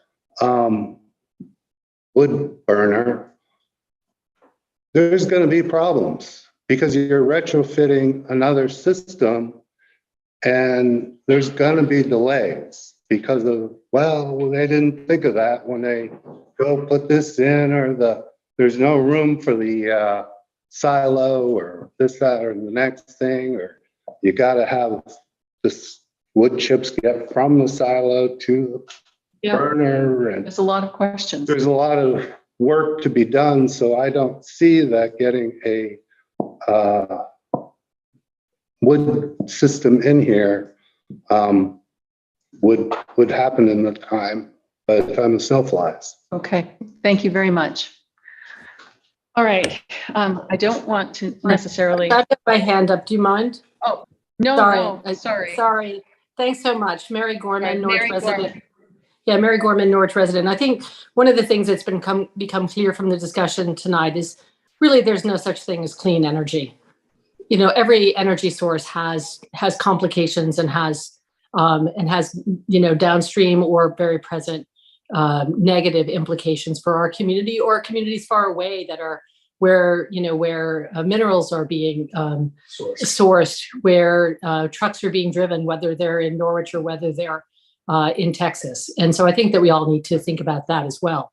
I really appreciate the work that's been done. I think it's a tough balance. It's a balance between thinking about how we can do our best to reduce the carbon footprint and how we can keep this form of town affordable for people. I have to say, I was very pleased tonight to hear that people who a couple of weeks ago were not all that worried about forests, not worried about cutting 8 acres of forest to put up an installation, were protecting forests. And I hope to hear more about that because I am a huge fan of forests myself. But I do think that there's no perfect answer. I think many organizations around the country are looking at how much space do we really need? How much space do we need to heat? Do we need to cool for our workforce? Many companies, many schools, many organizations are downsizing. And so that's, I think as you look at, you obviously need a short-term solution, which is going to end up likely burning something this winter so that the people who work in this town can be safe and can be warm. But beyond that, I think that I would like to propose you add to the list of alternatives is, how much space do we really need? Are there alternative spaces that can be used? And could Tracy Hall be a different kind of organization? Hybrid workforce is here, and remote work is here, and it's perhaps the way the cheapest energy, the cheapest way to the cleanest energy is the energy you don't have to use. I'm tired of hearing about about $200 million buildings that are all green. They're not all green. And so let's really be creative about what we might do. Thank you. Thank you very much. And I apologize, I didn't see your hand. Paul Manganello, I can see your hand still, but I'm feeling that it's just up. So going to move on. All right. Just really quickly, I'm so surprised, but it looks like in 2010, the Kilton Library did put in. I'm sorry. Kilton Library does have ground source heat pumps. They have 12 wells. They're biomass. It's all of their lighting controls and also their heat. Anyway, the general contractors perhaps has done other work in Vermont, so perhaps we can send an RFP to that firm. Roger? Yes, I send it to Brennan. Oh, okay. Biomass pellets. So it appears that there are 12 wells are used for general heating and cooling with biomass boiler for additional winter heat. So by the way, it's a project that existed since 2010, and they use ground source and have wells. Does it say what the biomass is? The bio, I don't know what biomass. Yes, Okay. That's true because it may not So be. let's bring this back to tonight and what we're going to do. So to me, it seems like we're flirting with the question, are we going to wait for an expert to do a review and tell us what we need? Or are we going to do something else and hope that we make the right decision? And so I'm asking, does anyone have a motion that they want to make? So Marcia, can I ask a procedural question? Yes, Roger. So I think this came up last time, and I think we might have been in agreement. I thought we already made these decisions. So we took a couple motions, right? And they were voted on. We did. So procedurally, what does that leave us? I know in larger communities that have more robust rules of procedure, this wouldn't even be something that necessarily is before us to decide on, because it would be, there's the time for a motion for reconsideration was passed, right? So I guess, do you have a sense of that kind of, would you advise us on that kind of process? Anyway, you get my gist. I have your gist. I mean, that's what confused me in the beginning, that we had taken votes. And so, and we do loosely follow the rules of Robert's Rules and Procedure. But this is a very important issue to everybody. And I'm trying to keep an open mind and help everybody through it so that we end up with a community that feels like we've made the best decision we could. Because not everybody clearly is going to be happy with whatever decision we make.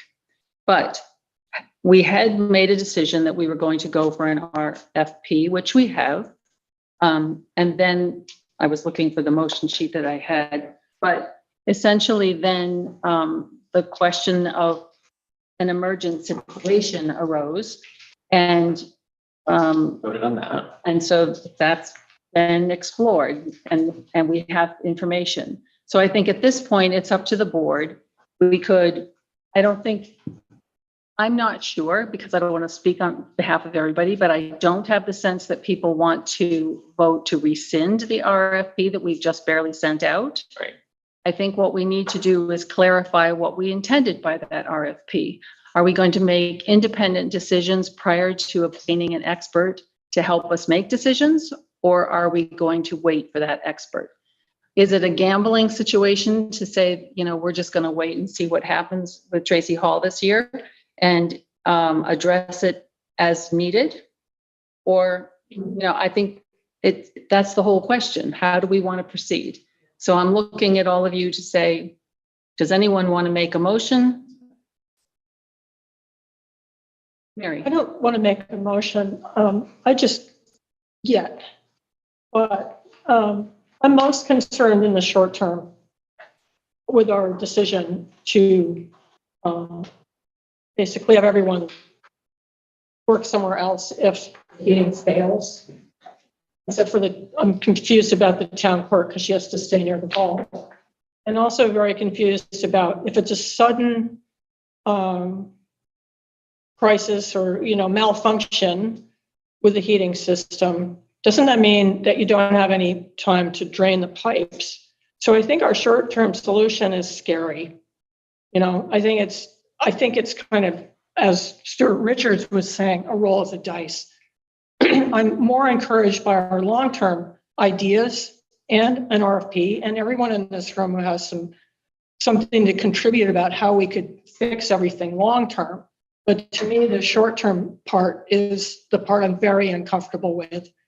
I'm wondering whether, it was mentioned that perhaps mini splits could help provide at least some supplemental heat. I was thinking in reading Pam and Priscilla's report, they had talked about a backup system for the pellet boiler that would be propane. But what if you could have some backups that were mini splits? For instance, could we take the air conditioning units, which are kind of like mini splits that only do the air conditioning part? Could we replace them?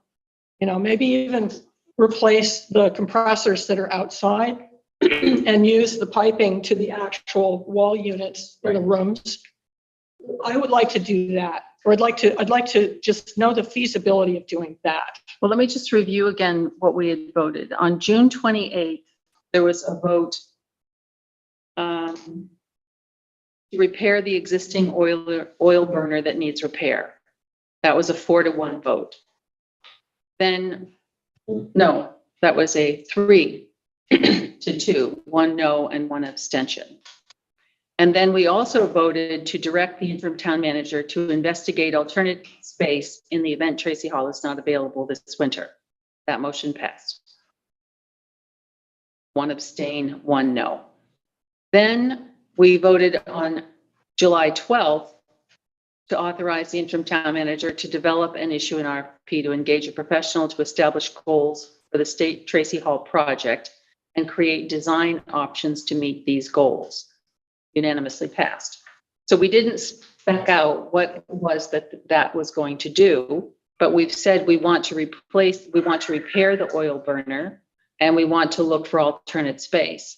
Maybe it wouldn't be in violation of any of those if we voted to do something like put in a heating mini split for the town clerk's office that would cover them in case the power went out or the heat went out, and leave everything else as we voted to be moved out to another space. Or something of that nature, because it could be the town clerk's office, or it could be, anything that already has the unit in it, like the interim town manager's office has the wall unit from the air conditioning.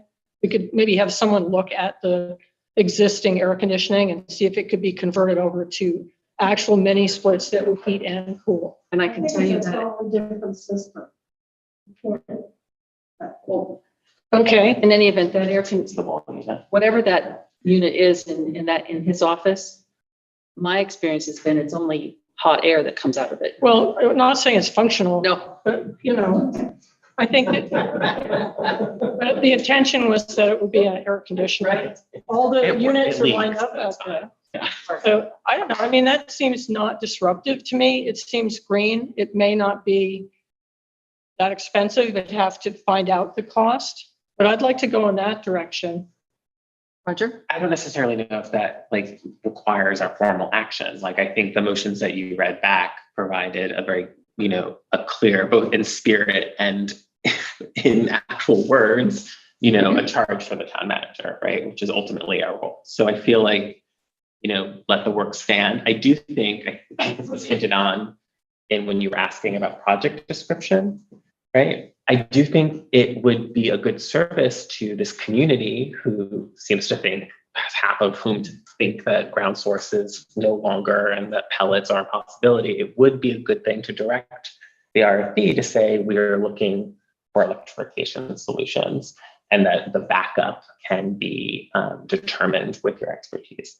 So I think like if we're going to continue to have public discussion about whether or not we're electrifying with ground source or air source heat pumps, like that's not good for our potential contractor. Do you know what I mean? Well, we So I already think sent the RFP out. you sent the RFP, but you know, if we're going to get other RFP and say like, wait a minute, we want you to discuss, you know, all of the possible heating options and hold a meeting like this again, that is not a good use of that process, right?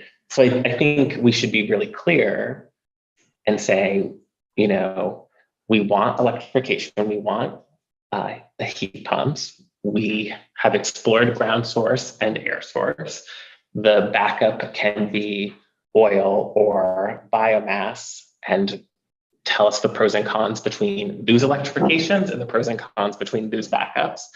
And that is what our work is, right? But if we as a board are continuing to say we expect a proposal with, you know, a biomass solution or a pellet solution, that is confusing it's confusing. Well, I think we shouldn't be telling an expert what to do. We should be telling an expert what we need.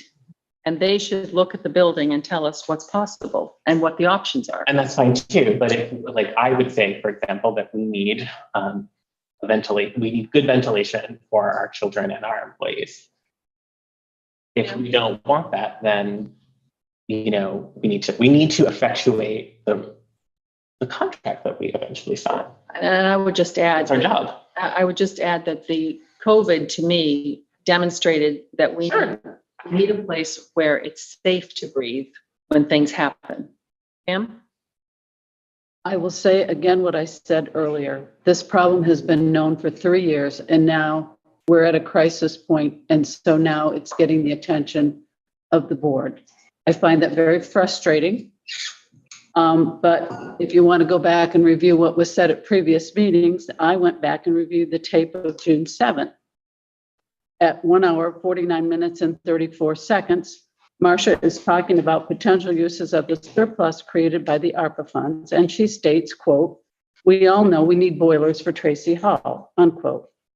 At 1 hour and 58 minutes, Mary says she agrees with Pam that we have to be concerned about heat in Tracy Hall for the winter.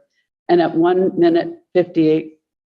hour, 58 minutes and 37 seconds, I say, "We were lucky this past winter that the heating system held up. I don't know that we want to gamble for another year." Marcia responds, "I don't think anyone intends to, because we were smoking at one point." At 2 hours, 2 minutes and 44 seconds, Roger says, "We need to establish some priorities for this building. I can do that very quickly. We need a new heating system that is in line with the climate goal, and we need a space needs assessment so the building can function more successfully." So we agree that we need something in this building for this winter. And it could be a variety of things. And here we are at August 16, still contemplating the art of the hypothetical. But Pam, we then took these motions, right? We took these motions that said investigate alternative spaces, repair the boiler, right? Like, so. And why wasn't that done 3 years ago? Why are we now? I don't know that. I'm just. Answer those questions tonight. I think we need to focus tonight. I think our motions. And we need to focus on solutions that haven't been rejected. Geothermal has been rejected. Fuel oil has been rejected. So what are the other solutions? And saying we want electrification, that may be your goal, but you can't speak on behalf of the entire. I think that is the goal of our community. Let's just of our wait. That's your goal, ladies and gentlemen. We know that there's a differences of opinion. So Pam, would you like to make a motion? I would like to make a motion that we invest up to $200,000 to invest in a pellet boiler system as proposed by Lime Green Heat, and that we pay for it out of the emergency and unanticipated expense fund because it has reached an emergency status. I hate to ask you, but for Ralph, could you please do that again? My motion is that we expend up to $200,000 to purchase a pellet boiler system as proposed by Lime Green Heat, and that we pay for this system out of the emergency and unanticipated expense fund because this has reached an emergency status.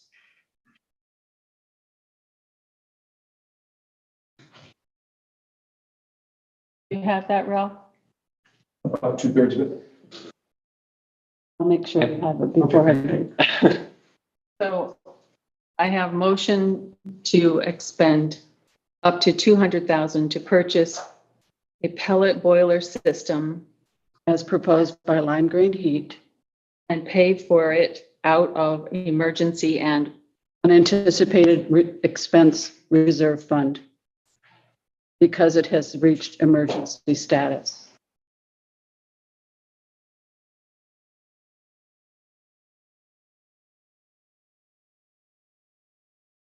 that, Ralph?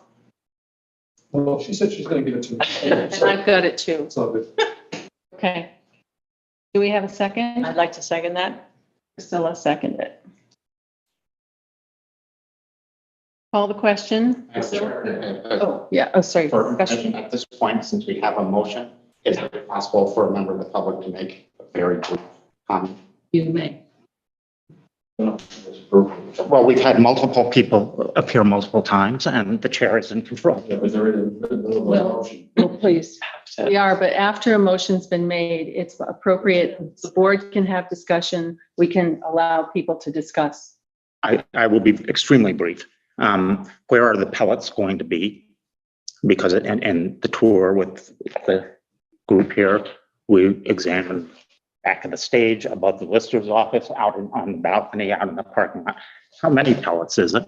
Is it going to be 10 or 20 tons a month? Do we have an estimate of that? How big are these bins?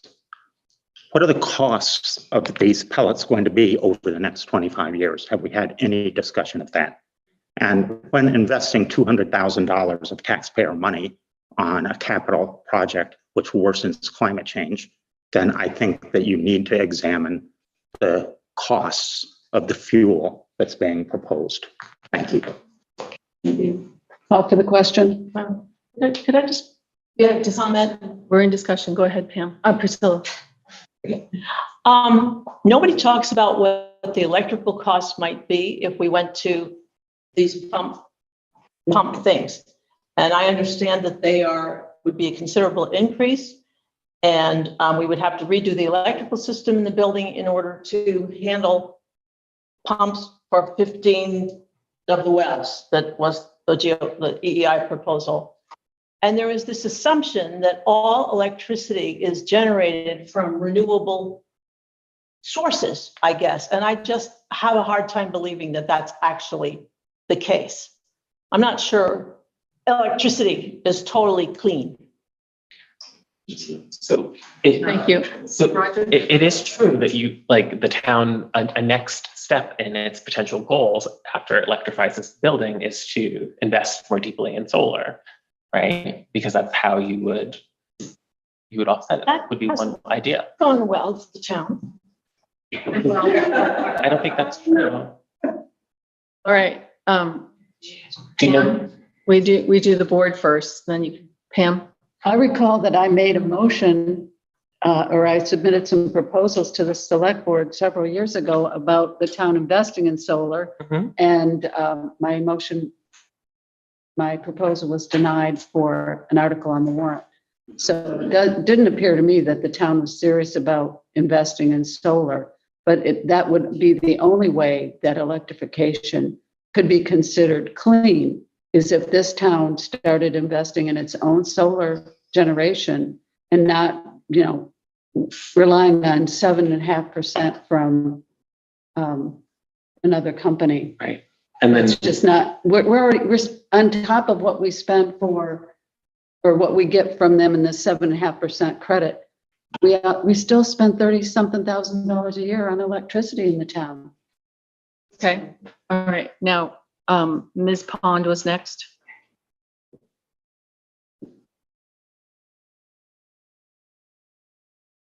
Hi, Judy Pond, resident. I'm concerned about committing to spending the money before we have the questions, I forget your name, Jack posed about where to locate things and to see if it's even feasible. I admit I'm leery about the pellet stove idea in the first place, but I wonder that maybe the proposal should be amended to look into that possibility. It just seems like there are a lot of, we know that could actually happen for 200,000. And does it include installing? Because you just said purchase. So that you need to install it as well. Okay, thank you.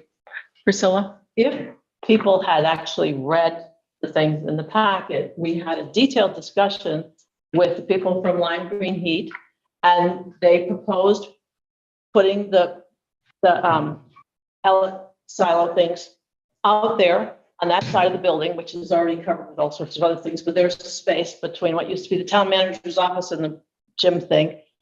It's not a pellet stove, it's pellet boilers that are vacuum fed into it, and all the pellets come from the northern forest, from waste products. It's not like the pellets that come from forests they cut down in the south and ship to Europe. There are a lot of details that are in what we wrote up, and we spent a lot of time talking in detail, and the actual estimate from Lime Green Heat is very detailed. And it was in the packet too, for anybody who wanted to look at it. I did, and I didn't see that there were projections for expense going forward. Well, no. Didn't ask that. I think that was the point. Mr. Cure, well, Mary, you first because you're on the board. I would like to see just a smaller intervention to get us through this winter. I think the pellet idea is one that could be brought up when we're thinking more of the big picture of renovations. I'm looking for something smaller to get through the winter so that we can flesh out our ideas about how to put the whole thing together. Okay, thank you. Mr. Cure, last comment, and then I think we're going to, no, there's someone on the. I don't see how you can call a pellet boiler a emergency solution, a solution to an emergency problem, when sitting here in almost September with winter coming in 3 months, that they're going to have a working system here by the time you're going to need it. I have talked to them about that. Yes, they can have it in the same time frame as putting in a new oil burner. What if they don't? Well, what if the oil burner can't get in either? Okay. Well, I mean, really. that's true, but the oil burner is a drop-in solution where this is a retrofit. Thank you. Okay. Now we'll go to Chris Clement. You're on mute, Chris. Chris. Chris Clement, Norwich. I'm not quite sure if I would pose this as I can't, I'm talking to Marcia, but here's my question. It seems that there are multiple ways that we can approach this. And it seems from what I am gathering that it's one or the other. So I guess my question would be, in the short-term solution, instead of looking at the pellet burner as the end all, is there any reason why it can be a smaller unit that replaces the fossil fuel burning? And do they have different size units? And so you have the pellet stove coming in this year, but that doesn't discount doing other heat sources in the future. So I guess my point is, do we have to look at the pellet boiler system as the only source and downsize it to get through a short-term solution, and then still look at additional heat sources, including the ground source heat pump systems at a later date. So the option, what I understand is you have to replace an oil burner now. So can Lime Green Heat put in a smaller system, which is better than oil, and then do other things, including insulating and ground source down the road? I just don't understand why it's all, put all our eggs in one basket as opposed to piecemealing in different things. Thank you, Chris. Roger wants to. So as a discussion point amongst us, like I think that's like a good, like what is the fossil fuel backup for your heat pump is a good question, which I would hope that a consultant would lead us through. But I mean, yeah, even the issue on cost, that requires some like it's not, when you get a delivery of pellets, it's not the same unit of measurement, right, as oil. So to make the comparison of costs requires like a mathematical formula. Or dollars. As well as dollars. So, but yes, as a discussion point, like I'm not saying that, I mean, I think of pellets as a form that you have to then reform again, right? But maybe that is what a consultant might advise as a backup source. But I think I would like to hear from a consultant. I don't think the information that you've provided has given me enough information to make that decision, certainly not this evening. Okay, can we call the question? Priscilla? I vote yes for the pellet system. Pam? Yes. Roger? No. Mary? No. Marcia? No. Do we have a second motion? Because we've talked about a short-term situation. Mary was talking about mini splits. Do we want to go that way, or do we want to just wait for I'm trying to move this forward and get some closure here. I'd like to investigate the possibility of replacing the air conditioners with mini splits, but I don't know, Would you be interested in asking our interim town manager to look into that and bring it back to the board? Yes, I would be. Is he here? If he agrees, I mean, I think he had to go. Yeah. Oh, no, there's Town of Norwich. Brennan? He emerges from the dark room. That was impressive. So I'm Brennan, here, and I'm wide awake. So I have been listening to this entire conversation. Thank you all for your efforts. And I honestly, my recommendation is to stay the course that we are on. We've issued an RFP that is going to be due in the next week and a half, to hire a consultant with some professional skills that will be able to lead us through this heating discussion. And I think at that point, looking at alternatives that have been talked about today is going to be on the radar, and we'll do that. I don't have any expertise in mini splits or anything else. I don't know even where I would begin to come back with an informed decision about that. So that would be my suggestion, is to leave that for a professional that we would hire to help guide the town. okay. I did have them put in my house, and I know other people have. So there's folks around who can opine about whether or not they'd be a short-term solution. I mean, I'm thinking people are worried about the town clerk's office, as we all are, and making sure that stays working. But no motion for the moment. I don't think so. I think we've done that work. Okay. Yes. Okay, Dobbins, Sealy Village Road. You had Paul Lucy Dick, I think. Wushu from ARC. I never knew how to pronounce his name, but he is so knowledgeable. I know. He's very impressive.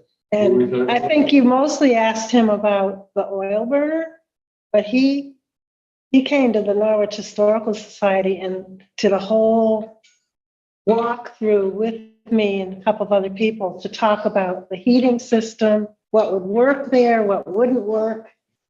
And it just feels like you don't have to have one, you could have a consultant or pay somebody, but you've got these people who, he would give you an estimate. He would give you really good feedback, and he would also give you an estimate. This is ARC. And he especially is very knowledgeable. So I think, thank you. It's ARC, it's a company. Lushu. Luciw. Pronounced Lush. I think we have to say at this point that the board has made it clear by majority that the expert opinion of an architect is going to be valuable to us. And we're at this point, we still have these 3 motions that we passed in June and July, and that's where we're headed. It seems like. Roger? I do think it's worth, I think I've heard some criticisms that the board is sort of technocratic in its approach, that it relies on outside expertise or third parties or experts to inform its decision making. And I would say yes. I do also think that, to the spirit of Courtney's point, I do think that this group, with someone like Jeff Grau as sort of a coordinator, could actually get through a project. But I think we rely on experts because we're not able to make the tough decisions. Mm-hmm. And I think that is kind of unfortunate. If we do something like I don't really want to see pellets come up, except in the context of a secondary heating source, right? And then that's it. I don't want to talk about pellets again. We talked about it through, which is just to say that we repeat, the work that has already been done, and we should not do that. And we rely on experts, or we're doing an RFP because we're not capable of saying, hey, a minority group wants this, we're going with a consensus. And so if we were able to do that, then we wouldn't have to rely on often expensive consultants. Well, I think it's a liking to any kind of expert, whether you need a doctor or a lawyer or whatever you need. I'm more comfortable having somebody who's trained tell me what I need. And then I can, intuitively say that makes sense to me or it doesn't. And I'm going to be asking for options. And that's what I want because I think that this is so much money. Mm-hmm. No matter if it's $200,000 or what it is, it's a lot of money for this town. And I don't want to make a decision that is wasteful. I understand that, but I guess my point is, maybe this was understood, so I don't have to make it again, is that I think we rely on things like legal counsel or things like third-party experts because we're not capable of making the hard, often political decisions as a group. And I think our town suffers as a result. I think it's easy to make a decision. It's whether it's a good decision. So we want to have experts. Mr. Stewart Richards. I do have 2 names. I'm just getting tired and a little slow. So I think everybody here is a little bit tired and a little bit slow. So I want to just revert back, and this is not to ignore the fact that all of you have put in an inordinate amount of work, but it's most unfortunate in my view, and I'm only one person sitting here, Stuart Richards, Norwich. So this has been going on for several years. I'm not sure whether it's 2 years or 3 years, The can has been kicked down the road so that the can is, I mean, it's ridiculous.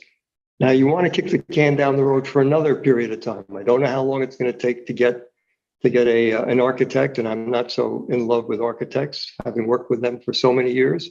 And I don't mean to dismiss them, but the practical people like ARC, like other contractors, have a lot to say and to contribute to what you're doing. And I really think that they should be included in whatever you're going to do going forward. But from a practical point of view, and not to risk a power outage this winter, the obvious answer, which you have rejected, is to continue something that's been going on here for, what, 100 years, the use of oil? To continue it for one more year makes a whole lot of sense to me. And the reason for that is it will give you the time to kick the can down the road for another year and get more information from contractors, from architects, from whoever you want to consult with. So I would appreciate it if somebody on this board had the good sense to make a motion to replace that oil burner for 30 grand or whatever it is.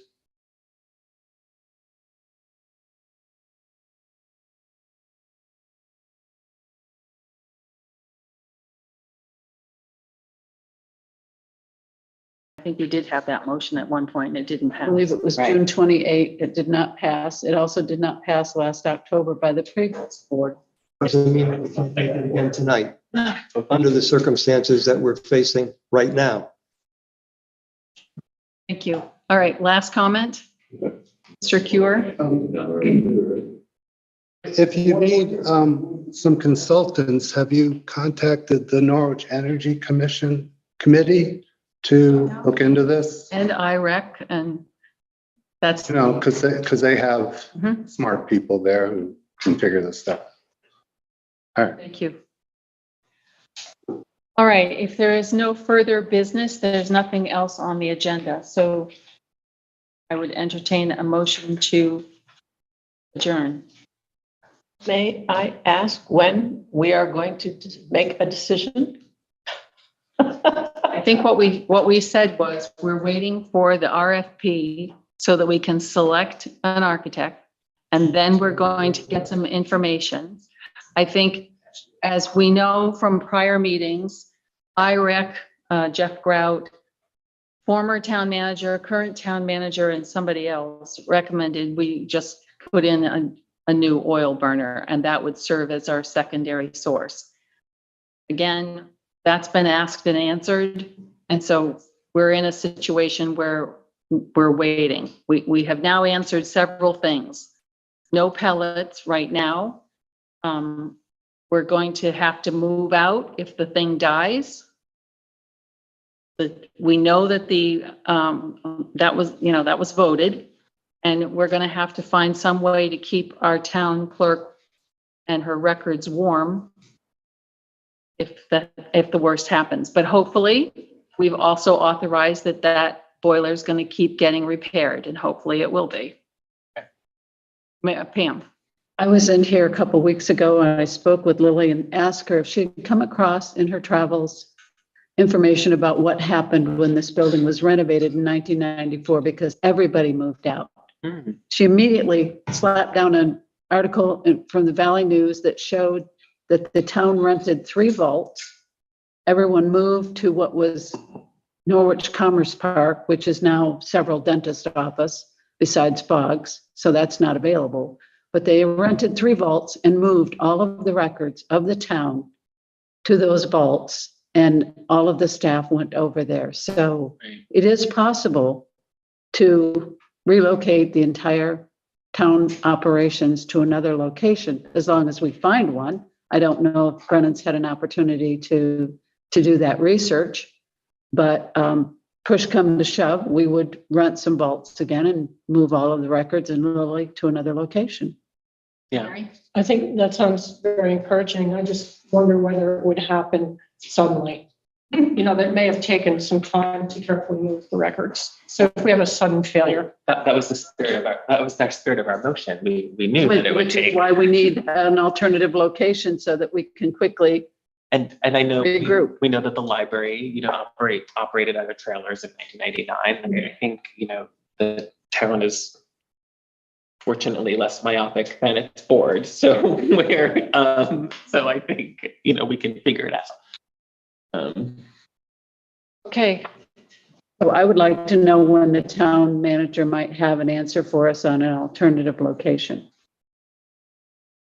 Brennan, I can leave that with you. If you don't have an answer tonight, or however you Well, want I to think approach it. I think I did give an answer at the last meeting.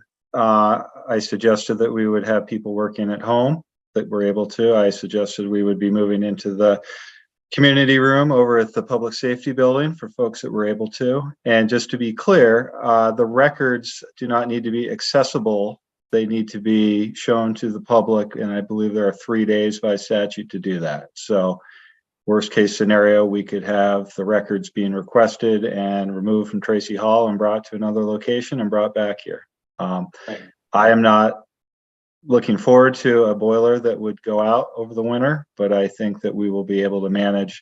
I really don't think it makes a whole lot of sense to try to find, office to rent for lack of the will to pay $35,000 to invest in a new oil boiler. That to me seems like a bizarre decision. Okay, thank you very much. That's clear. Could we have a plan in writing so that we would know who would go where? Who would work from home? Who would be at the community center? I'm not, Just so that I feel that we have a better understanding of how this would all play out, because we are responsible for the smooth operation of the town. well, we are, except that we've got a town manager form of government. And so the town manager is responsible for doing that. And if it doesn't happen, then we're reviewing the town manager.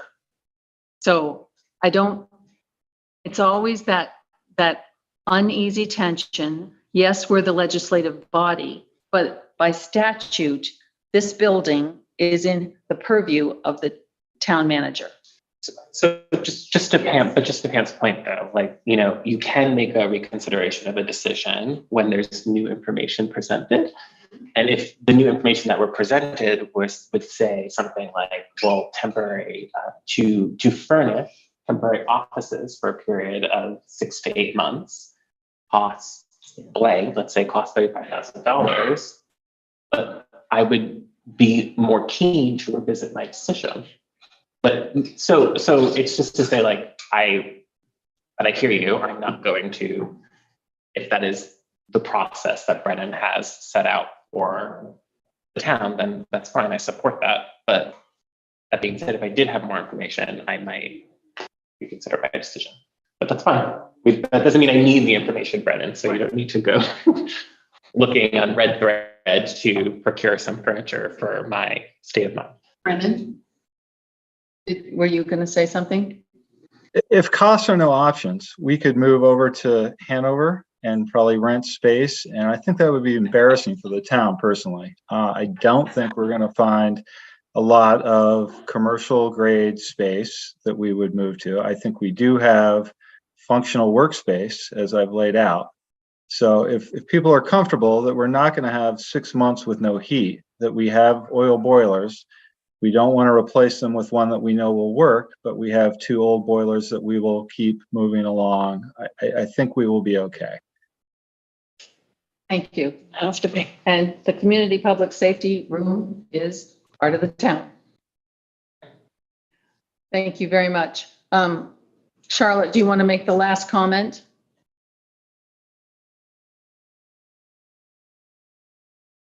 You're on mute, just I know. name and I there was you just going to reiterate what I thought Brennan said, which is it would be so unfortunate that we had to move if we decided not to spend $35,000 to replace a boiler. It just seems it would be unnecessary. Correct. Thank you. Thank you. All right. Do we have a motion To adjourn? to adjourn? Yes, I move to adjourn. Do we have a second? No second. Nobody wants to leave.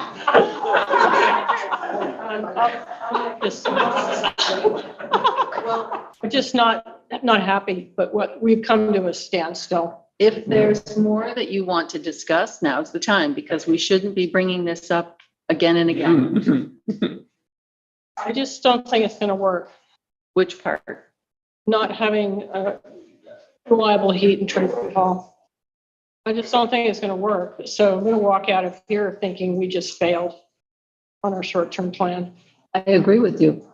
So, well, do you want to make a motion about the replacing the boiler for 35,000, the oil boiler? I could try it again. I've been the one to support it for 3 different votes. Okay, I'll try it.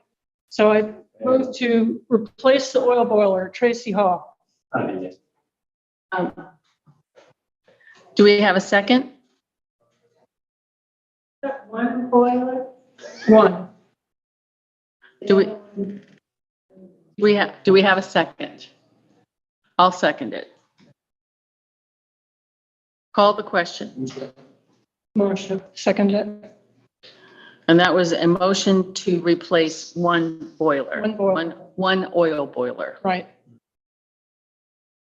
Priscilla? No. Pam? No. Roger? No. Mary? Yes. Marcia? Yes. So it failed again for third time. Okay. That's great. 3 times. And Now we know. 3 strikes are Really out. clear. I think we should just leave and we'll just let Tracy Hall fall apart. We've Mary. failed. No, I really Mary. feel like we failed. I really do. It's too much risk for me. I think the point that Marcia made, where I have not actually heard from an expert, God knows what that means anymore, that the boiler will fail or has failed. I know that it's 29 years old. I know that we need to take action, but I have no reason to believe that we can't get through another winter. So I don't feel, and if we do, then we'll have a decision, we'll have new information, and then we can act on that new information. I'm glad you feel okay. I don't because feel don't. okay. I feel like that's if it fails, it will come before us and we will either do an emergency situation Ladies? or we move, we work from home. I think Mary Gorman's point about a work from home culture is very real and possible. I It's okay, you can be Roger. disappointed. You don't have to try to make me feel better about something. Like my feelings are my feelings. I understand Okay? that, but You don't have to go there. But you can have your feelings, but you don't have to say that we failed Tracy Hall. Like I don't. Well, that's my perception. Okay. All right, ladies and gentlemen. I feel like the failure is 3 Pam? years in the making. Would you say that again? Because I feel the failure is 3 years in the making. right. Okay, so what we could do at this point, we have an RFP that's out and we're waiting for that to be answered. So Brennan, I think I am hearing from the board, we don't want to be waiting any longer than we have to. So I'm suggesting that whatever Brennan can do to beat the bushes and get someone to respond to that. And Brennan, I have no idea how you do that, but I think there's an anxiety and urgency that the board wants to be moving forward. So if you can think of anything that would help us attract someone, we'd be willing to hear it. Well, I just want to be clear that the RFP that we issued that was approved and I was told to send out was not specific to a heating system. I just want to be very clear that this was a Tracy Hall improvement project. The heating element was a piece of that, and that's what went out into that RFP that is due back on the 24th. So we've posted that. We've tried to publicize that. I know Jeff Grout, I had mentioned, has an awareness that is out there and was going to send that to folks working in the renewable energy fields. So I can't, I have not seen a response come in yet, but we have a week and a day or so to go. And usually they come in right at the end of a deadline. So, you're going to have to wait, I think, until the 24th. And I'll say we've had a good response or we've had no response. And I can't really predict today, what that would be. But, I'm hopeful. We put out a good RFP and if folks want to come work with the town of Norwich and help us through this this difficult situation, which is a difficult environment to come into, we will hopefully get a couple qualified candidates and can make a decision by, I would think the meeting on the 13th of September would be the next regular meeting. And we would come in with a recommendation to enter into a contract at that point. Okay.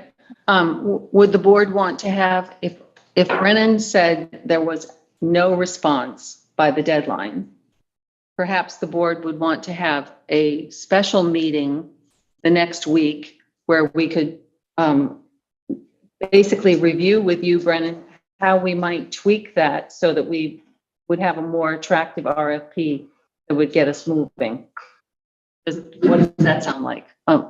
Mary first. I think maybe okay, or we could, Jeff Grout said, define what you want to do. Maybe we could just define what we actually want to do and then get experts like our. Yes. But isn't that, I said that as well. Like, well, we have to make the hard decisions. What is it that we want to do for this building? Well, I know you said that a bunch of times, but it's like, okay, what does the hard decision look like? That could be, that could be also an alternative. It could be altering that RFP, but then also thinking about what do we want? And we can probably think up most of it and then find the people who know how to do that, like Art and other people, and just sort of, get the different people involved. I think we'd left it rather open-ended because the expectation was that there was going to come an architect who was going to talk to people. Exactly. And that, I think that's still a great strategy if someone's willing to step forward. But we're talking about a backup kind of plan if that person doesn't materialize, or, they don't want to come to Norwich, which I don't blame them in some ways. Right. Actually, I think it's a difficult, situation to work with. So, Pam? I don't see us waiting 3 weeks from the deadline for the RFP to us meeting and whether we get responses or not. I think as soon as we know what comes in on that RFP, we need to plan a meeting so that we can discuss what came in or what didn't come in and where we go from here. That's what I said, a special meeting the week after. You said if we don't get a response, what will we do? If we do get a response, we still need to meet because we need to review these responses. And that's what I said. The next week, was anybody interested in a special meeting the following week? Absolutely. Okay. So that's what we'll do, Brennan. If we don't have any responses, yes, Brennan. So that's fine. I just want to add, I feel like I need to. So we have had multiple expensive reports commissioned by this town, and they've said, we think you should get a redundant, efficient oil boiler for the most part. And we have a paid consultant through the Two Rivers Ottaquechee Regional Commission who has said, I think you guys should make a short-term investment in an oil boiler. And we've had 2 town managers say that, and that vote has failed 3 times. So I just point that out. I just point that out because we can study this all we want. If you get the same recommendation and we're unwilling to follow that, we're back at 6 months later with no heating system, and I think that would be a shame. And Brennan, and I think, as I said, I would be fine choosing the backup source now if I had any faith in our town's ability to do the green energy project, and I have very little faith. So this is a commitment to get it done. If I had any ability, as others have said, it's been multiple years, if I had any belief that we could pull off the retrofit that this community deserves and our children deserve, I would happily approve an oil burner tonight, but I don't. But do you believe in it anyway, oil burner or not? That's really the question. I think you need a redundant or backup heat source, and whether it's pellets or oil, probably oil, that's fine. But I'm not going to commit our town to get through the winter because you're just getting through 20 years, but the way that we don't commit. And I'm not going to do it as a board member.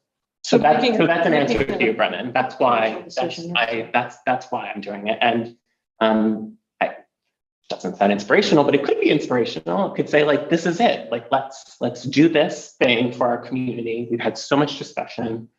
Let's go, right? Charlotte Metcalf. I just think that's very selfish. I think it's grandstanding and not giving the town an opportunity to do what is right.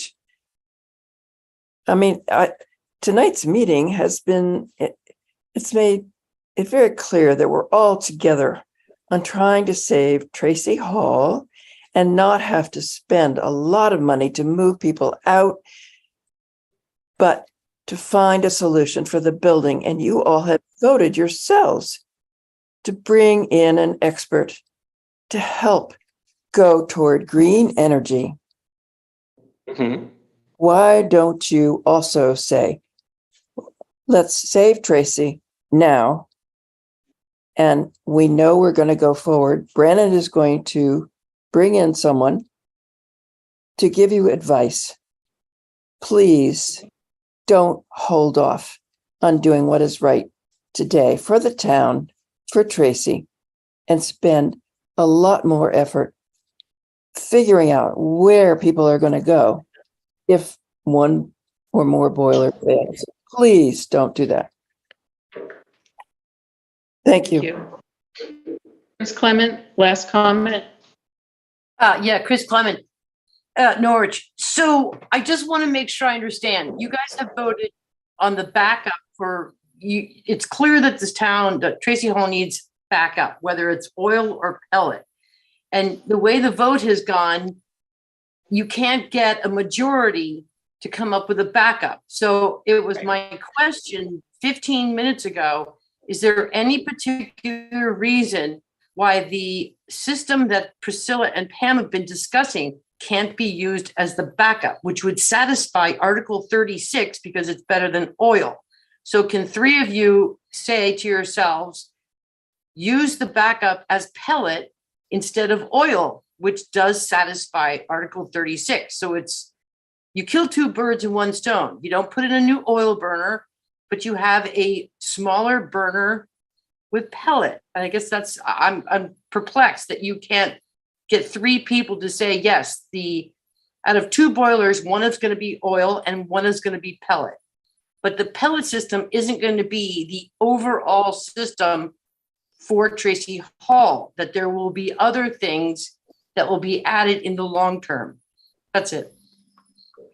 Thank you, Chris. I think what we were told was by some people in the audience that it wasn't as clean as people think, or there's a disagreement about whether it's clean or it's not clean. So for me, it didn't seem like we were moving necessarily in the right direction.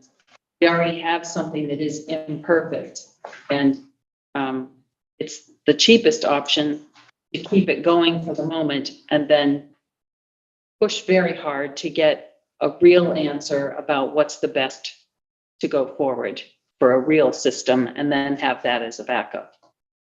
The cheapest solution as well. I mean, keeping the oil would be the cheapest solution. All right, if we've exhausted this, I mean, we're not going to have everybody, obviously, nobody's happy, right? And we're not going to be happy until we have a good solution. So Pam, do you want the last word? I do. Thank you. 75 school systems in the state of Vermont have installed pellet boilers. The Montshire Museum of Science has installed a pellet boiler system. Yep. And I have no faith that if we put in one oil boiler, that this board would move forward with a clean energy solution. The can has been kicked down the road year after year after year, and I have no faith that if I vote for an oil boiler, that there will be a different solution and this would become a backup system. And it's a continuation of the current greenhouse gas and CO2 emissions problem that Article 36 was supposed to solve. And so it's just a continuation. So I just can't vote for an oil boiler. Okay. it's an inspirational moment when boards past and present like have the same decision, right? Like it's that I think that says something. I don't think it's necessarily maybe it is grandstanding, or maybe it is myopic in some ways, but I think it also is saying a very clear message where it's like we really want to come together on a healthy green solution for our asset. Okay. May we have, We already have the motion. I made the motion. I didn't get a second. I seconded You it. did? Yes, I did. Oh. I've been waiting here. no, I thought you said you were unhappy, so you. I am unhappy. opened I am the unhappy conversation. and I'll go and I'll remain unhappy. Mary's my ride home. Sorry. Be nice. Roger, I would take not having you. I need to call the question or can we vote on this? I'm fine. All in favor? Yes. Thank you, unanimous. That was a very difficult evening. I appreciate everyone and their contributions. We are adjourned at 9:11. Recording stopped.